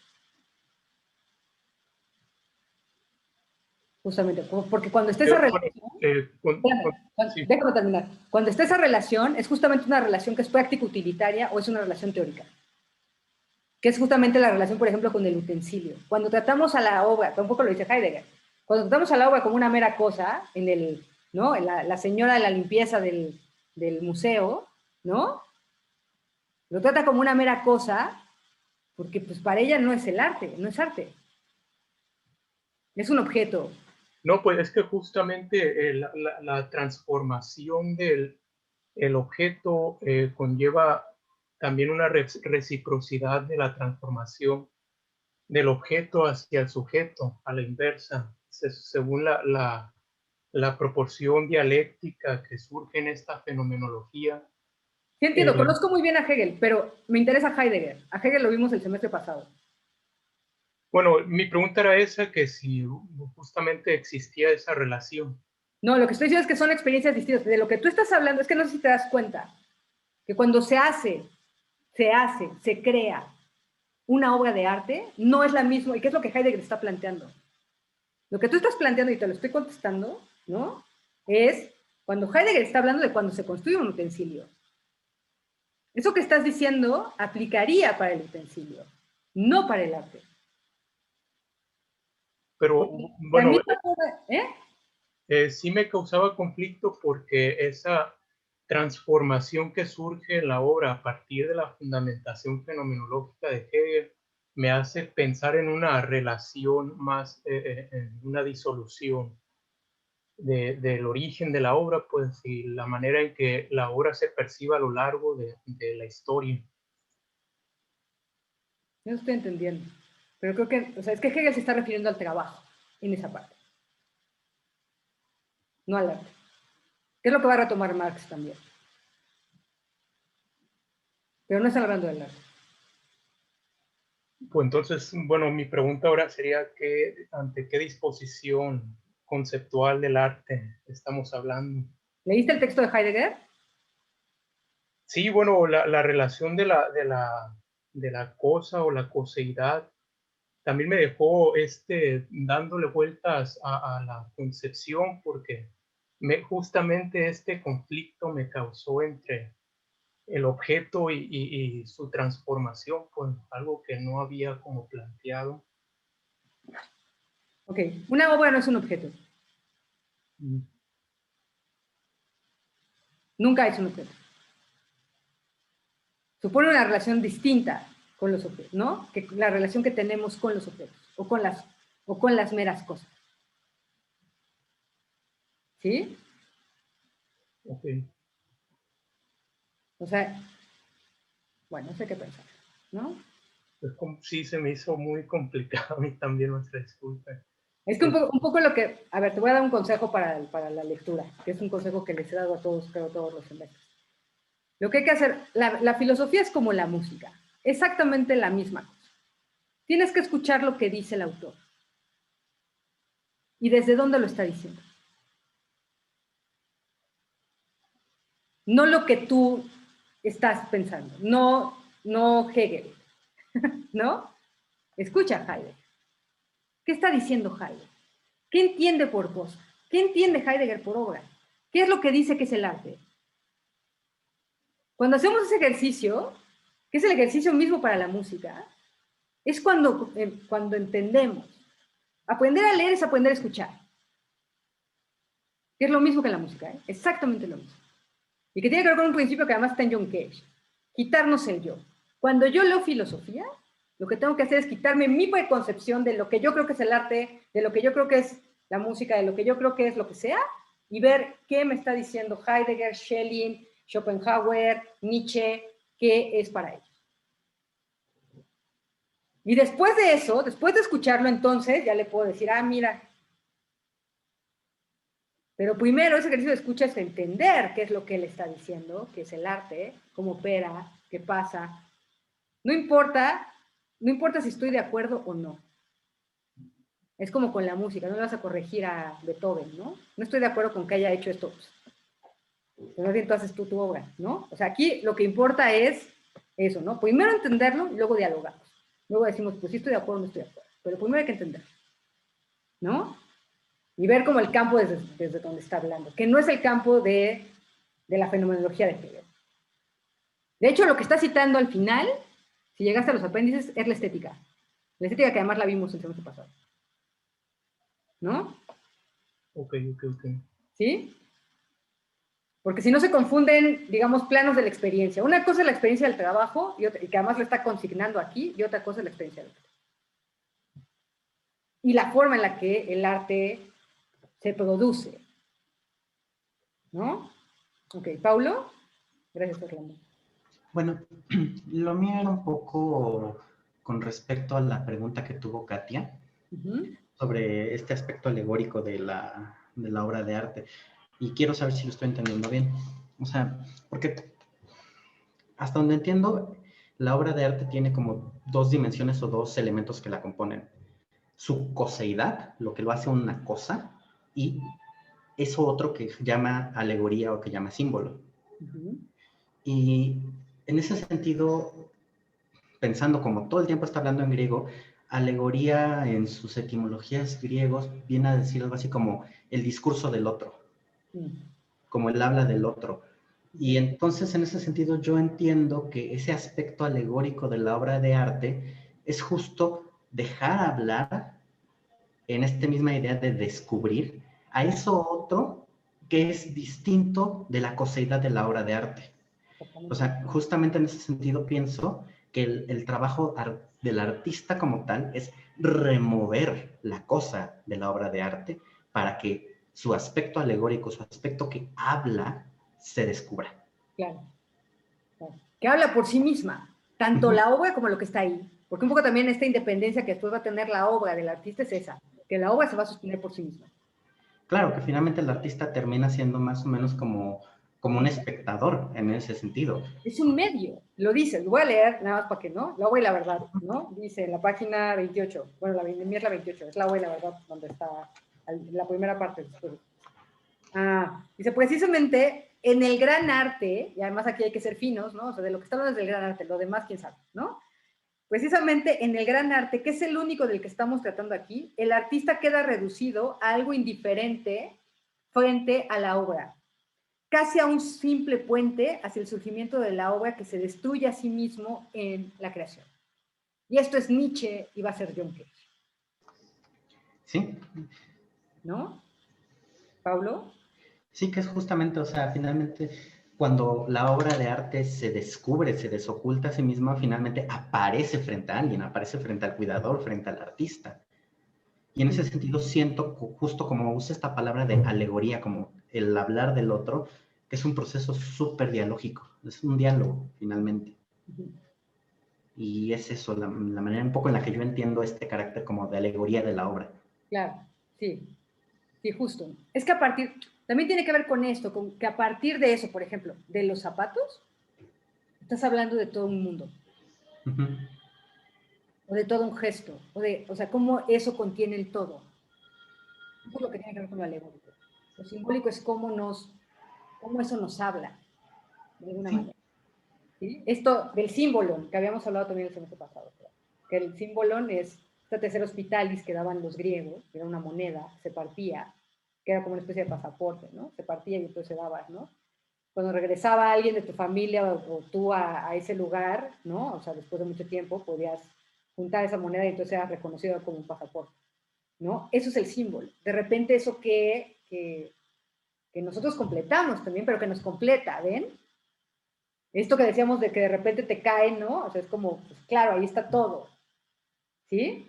Por eso también es la alegoría. Eso es lo alegórico y lo simbólico. Una cosa de lo que decía, de lo que preguntaba Orlando, dice, adelante de lo que leí, dice, el ser objeto no constituye el ser obra de las obras.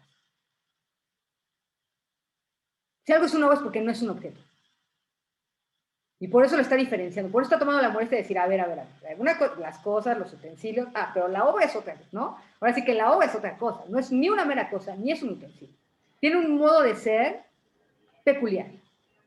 Sí, por eso pasa varias páginas diciendo qué es una cosa y por qué eso no puede ser la obra de arte. Exactamente. Ok, Fernando. Gracias, Pablo. Pues yo ahorita estaba haciendo como una reflexión, porque bueno, cuando leí la lectura como que todo lo que estaba en mi cabeza, o sea, como que los ejemplos eran como arte como pictórico, o sea, pinturas o escultura, pero dije, no, pues, ¿cómo sería este combate del que habla Heidegger de la tierra y el mundo, pero aplicado a la música, ¿no? Y pienso que es un proceso quizá un poco más abstracto, ¿no? O sea, si habla él de cosa, o sea, nosotros hablaríamos como de ruido en sí, ¿no? Como ruido que no significa nada, ¿no? Y cómo hacemos que ese ruido, Sonido. ajá, se convierta en sonido, que transmita este concepto que Heidegger llama la verdad, ¿no? Y hacer que en nuestra interpretación o sí, a la hora de nuestra interpretación, hagamos este acontecimiento del que habla, ¿no? Y pues pienso nuevamente en el jazz, otra vez, porque las sesiones de jazz nunca se repiten, ¿no? O sea, como es improvisación y todo eso, es como un único momento y a veces ese único momento es tan único que, no sé, como que lleva, el artista o músico es capaz de, de poder realizar como este combate entre tierra y mundo para transmitir la verdad, pero de una manera como increíble, ¿no? De una manera muy pura. Y creo que el trabajo del músico es muy complicado también porque hacemos este combate en el momento, ¿no? O sea, a diferencia de, por ejemplo, un pintor que tal vez puede borrarle ahí, un ilustrador que puede hacer algo ahí, el músico tiene que hacerlo justo en el momento. Y también pienso otra vez en el jazz, ¿no? Porque es en ese momento y único momento donde No, tiene que pero transmitir todas esa... las obras musicales tienen eso. O sea, es que además es lo que es muy bonito de Heidegger, por eso quería que lo leyéramos, aunque yo sé que es complejo. Es la noción de acontecimiento. Eso siempre ha estado en la música. La música siempre es un acontecimiento, porque necesita lo sonoro, independientemente de que sea Beethoven o sea Bach, ¿no? Ahí está eso, ¿no? O sea, y además está pegado ya también la cuestión del cuidador. O sea, el intérprete tiene que ser el cuidador, Fernando. O sea, todo esto que estamos viendo con Heidegger es algo que aplica de una manera, a mí me parece absolutamente directa. O sea, no lo pensó en la música, pero es algo que aplica completamente a la música. Porque también esto que decías, ¿no? ¿Dónde está ese dejar que las cosas sean en la música?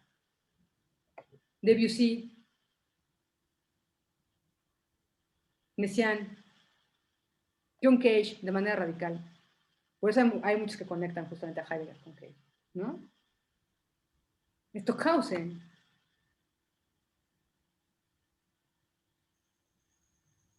Sí, sí, sí. ¿No? ¿Sí o no? Sí, sí. Estas botas campesinas, o sea, y esto está también por lo que está haciendo Bartók, ir a estas músicas, o sea, Sí, sí, sí. está en toda la música. Bueno, para mí está en toda la música. Yo creo que yo pienso más en la música que ustedes, porque no. Yo la veo en todos lados, ¿no? Muy bien, gracias, Fernando. Otro filósofo, ¿no? Fermín. Sí, igual como Scriabin, ¿no? Donde el misterio es justamente la obra más grande donde no hay escuchas, todos son intérpretes, ¿no? Cada vez que hay un intérprete ya hay cuidador de la música. Y nada más quería como afinar un poco los conceptos. Lo que yo entiendo es que más bien ya hay sonidos, el ruido siendo parte del sonido, es la cosificación del sonido, del audio. Y más bien justo lo que quieres es salirte del sonido, quitar esas categorías de sonido de pájaro, sonido de motor, sonido de puerta y pasar al otro lado donde es música. Claro. A eso era lo que me refería cuando sí. Que también es Russolo, o sea, ¿no? Así Russolo que dice, a ver, ¿no? Podemos escuchar musicalmente, es que el punto es ese. hacer audible esto, ¿no? De repente eso, ¿podemos escuchar musicalmente el sonido de la ciudad? Claro. Y entonces es cuando le prestamos atención, y entonces cuando lo dejamos que sea en sí mismo, que se exprese, que saque eso, ¿no? Pero tiene que venir este señor a decirnos, miren, pongan atención aquí, hay, ¿no? Un sonido que, ¿no? Está diciendo algo. Es lo que está diciendo Jaime. No está diciendo otra cosa. Por eso sé que no es tan difícil. Ajá, ok. ¿Qué más? ¿Qué dices?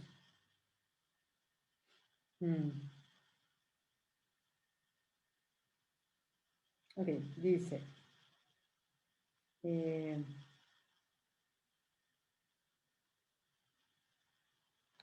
Déjame ver. Todo está.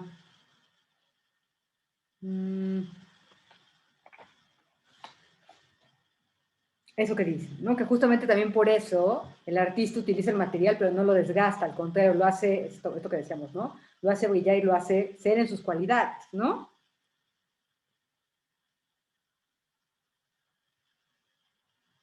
Desocultamiento, ¿no? ¿Todo está?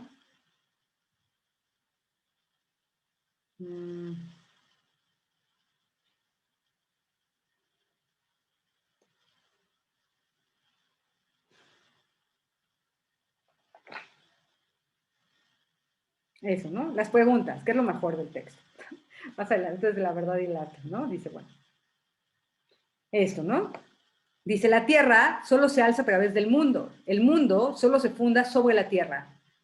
Porque el mundo siempre es mundo humano, ¿no? Esto ya lo hemos visto, ¿no? En la medida en que la verdad acontece como la lucha primigenia entre el claro y el encubrimiento. Pero ¿cómo acontece la verdad? Nuestra respuesta es que acontece en unos pocos modos esenciales. Uno de estos modos es el ser obra de la obra. Es decir, esta dimensión ontológica solo se da en unos modos esenciales. Uno es el arte, otro es la filosofía. No hay tantos.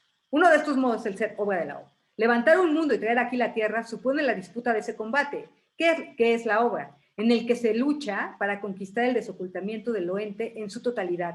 Esto es la verdad, es decir, la letella, ¿no? Dice lo del templo, ¿verdad? ¿No? Y luego se pregunta, ¿no?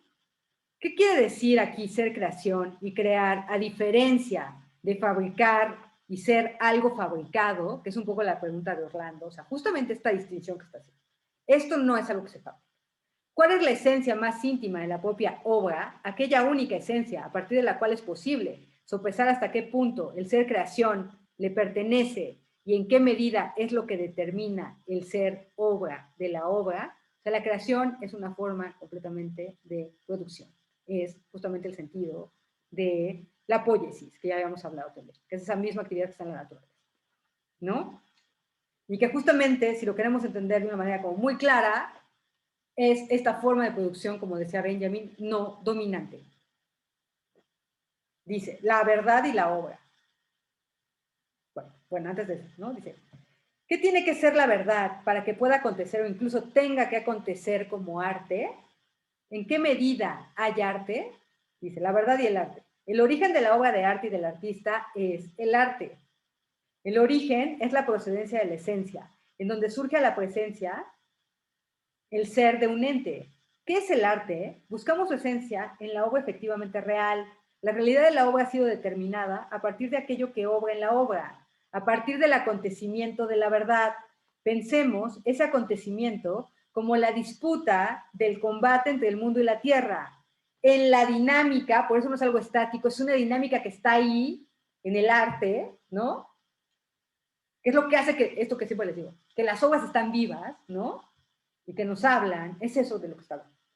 En la dinámica de esta lucha está presente el reposo. Aquí es donde se funda el reposo de la obra en sí misma. Ok. ¿Katia? Bueno, yo también me quedé pensando mucho cuando una compañera o compañero, no recuerdo bien, mencionó sobre como el intérprete y que se dio esto de la diferencia entre el ejecutante y el intérprete.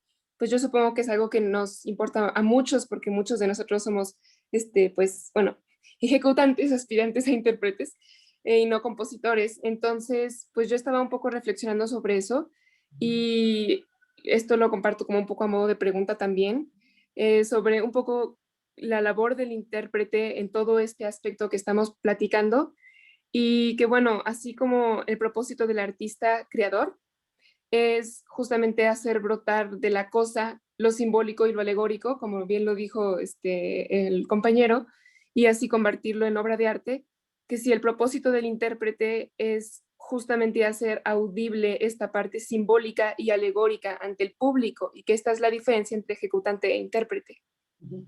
Sí. Sí, digamos que la diferencia entre ejecutante e intérprete, en términos además de Heidegger, que es muy bonito, o sea, porque el intérprete sería el cuidado, pero el cuidador es aquel que entiende, no solo que entiende lo que se juega en la obra, ¿no? Sí. Sino que, digamos que lo trae otra vez, lo hace acontecer, o busca Sí, claro. acontecer otra vez. Que es también algo que está en la peli, ¿no? Que lo dicen por ahí también. También es crear ese espacio. Por eso es recreación también, ¿no? O sea, hacer Sí, que claro. acontezca. Pero ¿cómo hacemos que acontezca, no? También, pues por el cuidado. Punto es que, bueno, puede haber el cuidado de no acontecer, ¿no? Eso también se me puede pasar, ¿no? Pero, o sea, el punto es esas dos cosas, creo. Este cuidado, ¿no? Que te das cuenta de qué es lo que exige, y el cuidado tiene que ver con la exigencia, en términos de la interpretación, es la interpretación musical, es qué es lo que exige la obra para acontecer. ¿Qué es lo que te está pidiendo? Sí, claro. Es escucharla, ¿no? Esto también que dije, ¿no? Sí, es escucharla. ¿Qué es lo que te está pidiendo? ¿Qué es lo que está pensando? ¿Qué es lo que, no? Sí. Y entonces, todo el trabajo que tienes que hacer para desocultar eso. Y que entonces se dé el acontecimiento. Claro. Y ya más bien el acontecimiento es lo que se da con el público. Exactamente, el acontecimiento es lo que se da con el público. Es de Claro. repente que sí se da este momento pues de lo sagrado. O sea, le va a decir Heidegger, o sea, lo piensa así un poco, el acontecimiento tiene que ver con esta, él lo llama cuaternidad, es este vínculo, esto que habíamos hablado de ser uno con todo en los románticos. Él dice, pues es esta unión entre el cielo, la tierra, los mortales y los divinos, pero que también es lo que hace habitable el mundo. Sí. De repente, Pero, eso, ¿no? Ajá. Ajá, que entonces el cuidador en el caso de la música es el intérprete. Claro. Y, claro. y entonces el cuidador en el caso de las otras formas de arte, como la pintura, por ejemplo, es ya el espectador directamente. Sí. Es que acá tenemos una doble, es que lo que es interesante en la música es eso, que en la música, pues tú primero tienes que tener, o sea, eso, pues si no te tiembla, o sea, si estás interpretando a Beethoven y no te tiemblan todo, pues es que no eres un cuidador. Claro. ¿No? O sea, tienes que, para poder interpretar, pues tienes que ser atravesado por la obra, primero tú, como escucha. Si no, no se puede. ¿Qué te da eso? No solo el tener un oído y una educación musical, el investigar, el tratar de, o sea, de desentrañar, que también mucho, por eso se dice que la interpretación es como un descifrar, ¿no? Es un misterio. ¿Qué misterio está ahí? Más en el caso de la música. Pero es que ahí hay un, o sea, como que el intérprete es un primer, no solo es un filtro, es un conductor hacia eso. Sí, claro. Ya me están haciendo más sentido muchas cosas del texto. ¿No? Es así como pues te conduce. A los que no, ¿no? A los que, pues, a los que no somos músicos, pues es como, no, o sea, pues es alguien que te lleva como...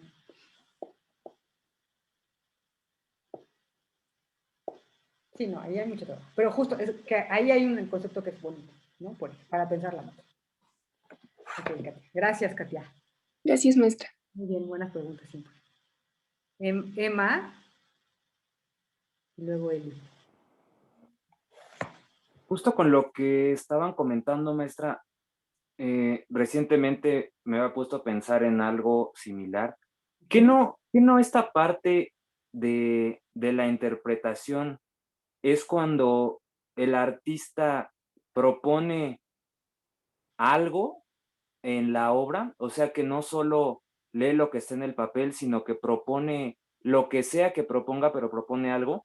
Incluso yo lo he visto en forma de un estilo, es decir, el artista primero crea un estilo propio y después interpreta, y esa interpretación ya se vuelve una obra de arte. No sé si está bien. Sí, pero para eso, por ejemplo, es un poco esta cuestión de la interpretación como, también digamos, como un momento de co-creación, es decir, de agregar algo, tiene que ver, pero tiene que ver también, primero, digamos que son pasitos también, ¿no? Primero escuchas, primero cuidas, luego puedes conversar. Sí, claro, pero por ejemplo... Puedes pensar con eso y agregarle algo, pero primero es eso. Bueno, es que, por ejemplo, me pongo a pensar en las obras, por ejemplo, pongamos de ejemplo a Bach, ¿no? Que aunque exista una versión históricamente informada, sí. o como se deba tocar esa música, la ciencia cierta es de que no se sabe exactamente cómo se tocaba esa música en aquellos tiempos. O sea, es un acercamiento que yo pienso que ni siquiera puede ser tan acercado, dependiendo de la perspectiva. Pero entonces, lo que veo en los músicos que me hacen sentir cuando estoy escuchando a Bach es por esto de que forjaron ellos propiamente una manera de tocar fuera de lo que es Bach, ¿no? Primero ellos se forjaron este estilo y luego ya abordaron esa música con ese estilo, entonces ya sientes la música bajo su interpretación. ¿De quién estás hablando? Estoy hablando, bueno, de un guitarrista de los más reconocidos, clásico, es David Russell. Pero no es que tengas eso, o sea, yo creo que ahí hay una cosa, porque yo creo que no sé,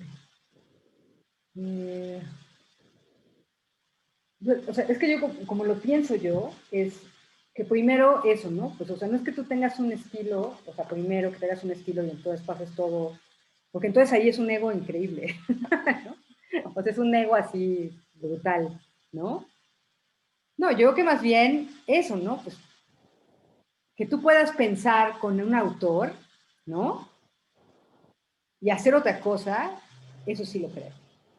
O sea, como que puedas, porque tienes una formación y porque has estudiado a Bach, etcétera, y que eso te lleve a componer o hacer una serie de arreglos, etcétera, hacia otro lado, pero eso te lo da el poder pensar con él. No hacerlo a tu forma. ¿Ves? O sea, son dos movimientos contrarios, son dos movimientos que no son el mismo. Sí, claro, como entender también al artista. Claro, más bien, o sea, ¿qué es lo interesante en Bach? O sea, que lo puedas entender. O sea, por eso a mí me gusta mucho hacer o sea, poner estos ejemplos que igual con ustedes no tienen nada que ver, pero que para mí más bien lo que hacen es reproducir un gesto, no copiar la obra o no hacerla a mi manera, sino ver el gesto de lo que está ahí. Claro, sí, ¿no? maestra. Entender el gesto de Bach, o entender el gesto, por ejemplo, que sea Schoenberg, ¿no? Y entonces está Nina Hagen, ¿no? O Bartók y está Wegovic, ¿no? Están haciendo un gesto, no están copiando la música, no la están haciendo a su forma, sino más bien están pensando y haciendo más bien el gesto, ¿no? Sí, pero Okay, sí, lo entiendo. Hacer un cuidador hay que escuchar, ¿no? Primero, ¿no? Hay que... Y eso, y escuchamos y podemos conversar y agregar otras cosas, porque pues sí, también se vale. Pero, no sé, creo que sí tiene que ver con eso. Primero con ese paso del cuidado, ¿no? Eso, de ver, que lo dijimos creo que el semestre pasado. También el tiene que ver con eso, ¿no? Con entender que es un poco lo que hace Glenn Gould, ¿no? De repente decir, bueno, esto, o sea, meter casi una virtualidad de sonidos que están en la música de Bach, por ejemplo. Pero es pensado desde Bach, no desde él, o sea, no es una cosa ahí, ¿no? Y es como pues, una virtualidad que está ahí y con la tecnología actualizarla, ¿no? Sí, sí lo entiendo, maestro. Pero es esta cosa del desocultamiento, ¿no? Un poco de algo que no podíamos haber oído en otra época, de repente podemos oírlo por tecnología, ¿no? Okay. Gracias, Emma. Gracias, maestra. Eli, y ya vamos a terminar. Y ya leo una cosilla.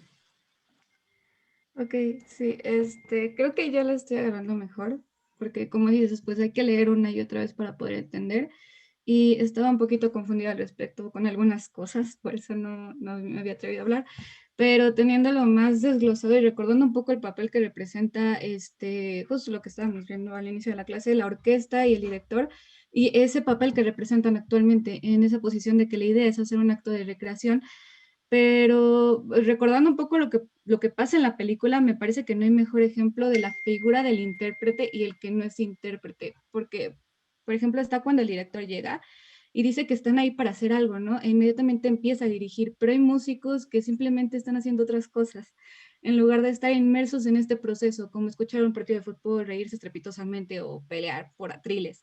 Y pues incluso está esto de que están desafinados y están desvirtualizando ahí el trabajo que se está realizando, a pesar de que minutos antes estaban hablando del amor que tenían por su instrumento. Y lo más importante, o sea, y que era lo más importante para ellos, ¿no? Y después está la figura del director, ¿no? Que aún así sigue, pues está inmerso en lo que busca, ¿no? Él sabe lo que quiere, pidiendo que las cosas se hagan bien, ¿no? Bueno, dictándolas, ¿no? Pero pues aún así él sabe. Y cuando esto se logra, o sea, cuando logra poco a poco que el ensayo vaya cada vez más y mejor, se empieza a ver que algo está aconteciendo y eso es algo que se logra percibir por la mera escena, ¿no? Donde los músicos están cada vez más bajo presión y el director y están más inmersos y el director está apasionadísimo pidiendo que se toque más, ¿no? Más fuerte. Y pues bueno, quiero saber si esto se percibe como un atisbo de recreación. O sea, el director se percibe entonces como un cuidador ahí en esa escena, puesto que es alguien que sabe lo que está aconteciendo en la obra. Lo que quiere, o sea, con lo que la obra puede, ¿no? O sea, ¿a dónde va? ¿No? Trata de conducirlos, ¿no? A que recreen ¿no? Pero pues eso, ¿cómo vas a...? Eso es un poco lo que decías del arpa, ¿no? Pues si no tienes fe en la música, ¿cómo lo vas a hacer? Si no tienes fe en que la música puede hacer eso, ¿cómo lo vas a hacer? Claro, sí. Si lo ves nada más como, pues hay que tocar bien y no equivocarse, o sea, que el no equivocarse no es por no equivocarse por una cuestión, o sea, es porque es que se produzca, o sea, no, que de repente lo dicen en los diálogos, ¿no? Que se dé este acontecimiento. No, o sea, no quiero ser el que haga que esto, que rompa el acontecimiento, ¿no? No fue una cosa tonta de matemáticas, ¿no? Así de equivocaste, o sea, no, hay un compromiso ahí de que, ¿no? De entender lo que está en juego. Este carácter, pues hay sagrado, no hay otra palabra, ¿no? De lo que está en juego ahí. Esteban, es que empezamos a hablar sin ti de la película. Ay, maestra, perdón, es que mi internet está horrible y me sacó un buen rato. Ahorita estoy con datos.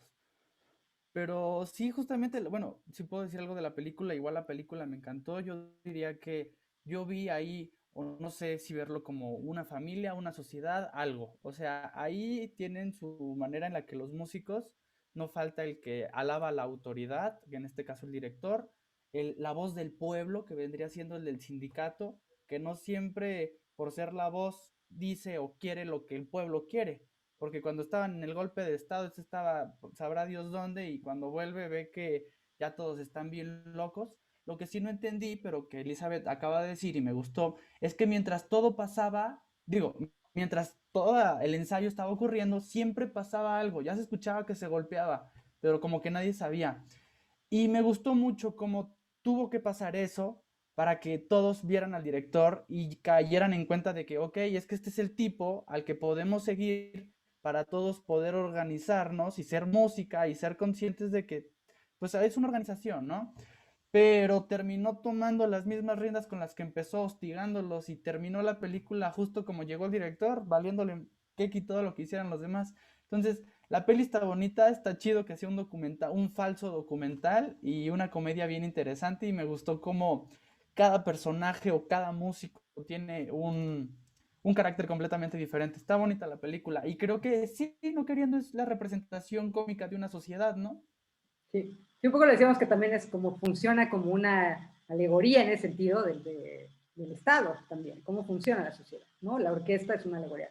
Pero un poco esto, o sea, un poco lo que decíamos también es que ahí están estas contradicciones que hay, ¿no? Pero al final, o sea, lo que recuperan cuando se cae todo es pues, la música, o sea, pero es un momento y después se les vuelve a olvidar, o sea, eso es un poco también, o sea, que eso es algo que tenemos que estar recordando todo el tiempo, que lo importante es la música. Sí, ¿no? Está bonita la película y la música es hermosa. Como que cada vez que, aunque toquen la misma, cada vez es algo diferente, como con variaciones, no sé, es muy bonita, me gustó. Es Nino Rota, que les decía que Nino Rota hizo la música siempre para Fellini, hasta esa peli, porque después de esa peli muere. Sí, ya... lo hizo como en honor, algo leí, ¿no? No, o sea, trabajaban juntos, siempre era su músico, que es Fellini es de los primeros que empezó a trabajar también ya con un compositor de cabecera, digamos, antes que Hollywood lo haga. Y pues eso, es la última peli donde colaboran porque después muere Nino Rota. Pero, pues, voy a leer. Hermosa música. Gracias, Messi. Hermosa música. Qué bueno que te gustó. Dice, ¿no? Voy a leer esto ya, ¿no? En la mía es la 48, estoy en el apartado, pues en el que está, donde está lo de los cuidadores, que es la última parte, ¿no? Dice, seguir estos desplazamientos significa transformar las relaciones habituales con el mundo y la tierra y a partir de ese momento contener el hacer y apreciar, el conocer y el contemplar corrientes a fin de demorarnos en la verdad que acontece en la obra. Detenerse en esta demora es lo que permite que lo creado sea la obra que es. Dejar que la obra sea una obra es lo que denominamos el cuidado por la obra. Es solo por amor a ese cuidado, por lo que la obra se da en su ser creación como aquello efectivamente real, o tal, como podemos decir, mejor ahora, como aquello que está presente con carácter de obra. En la misma medida en que una obra no puede ser sin haber sido creada, pues tiene una necesidad esencial de creadores, tampoco lo creado mismo puede seguir siendo sin cuidadores. ¿Sí? Súper importante. Brinco una parte. Bueno, cuidar, no, ahí va. Cuidar la obra significa mantenerse en el interior de la apertura del ente acaecida en la obra. Ahora bien, ese mantener en el interior del cuidado es un saber. Efectivamente, saber no consiste solo en un mero conocer o representarse algo. El que sabe verdaderamente lo ente, sabe lo que quiere en medio de lo ente. Y saber es una forma de sabiduría, ya lo hemos dicho, porque el arte no es un conocimiento, es una forma de saber, ¿no? Que tiene que ver con experimentar, comprobar. La sabiduría viene de ahí. Dice, el cuidado por la obra no aísla a los hombres en sus viviendas, sino que los adentra en la pertenencia a la verdad que acontece en la obra. Y de este modo funda el ser para los otros y con los otros, como exposición histórica del ser aquí, a partir de su relación con el sepultamiento. Es decir, crea comunidad. Finalmente, el conocer al modo del cuidado está lejos de ese conocimiento guiado exclusivamente por el mero gusto por lo formal de la obra, sus cualidades y encantos en sí. Saber, en tanto que haber visto, es estar decidido, es estar dentro en el combate dispuesto por la obra en el rastro. Cuanto se ofrecen las obras un mero deleite artístico, no por eso se muestra que estén cuidadas como obras. Es lo que les digo. El ir al museo, el ir al concierto, no es que cuidemos. Ok, bueno. Habla de la donación, ¿listo? ¿No? Pero bueno, ya no los voy a torturar. ¿No?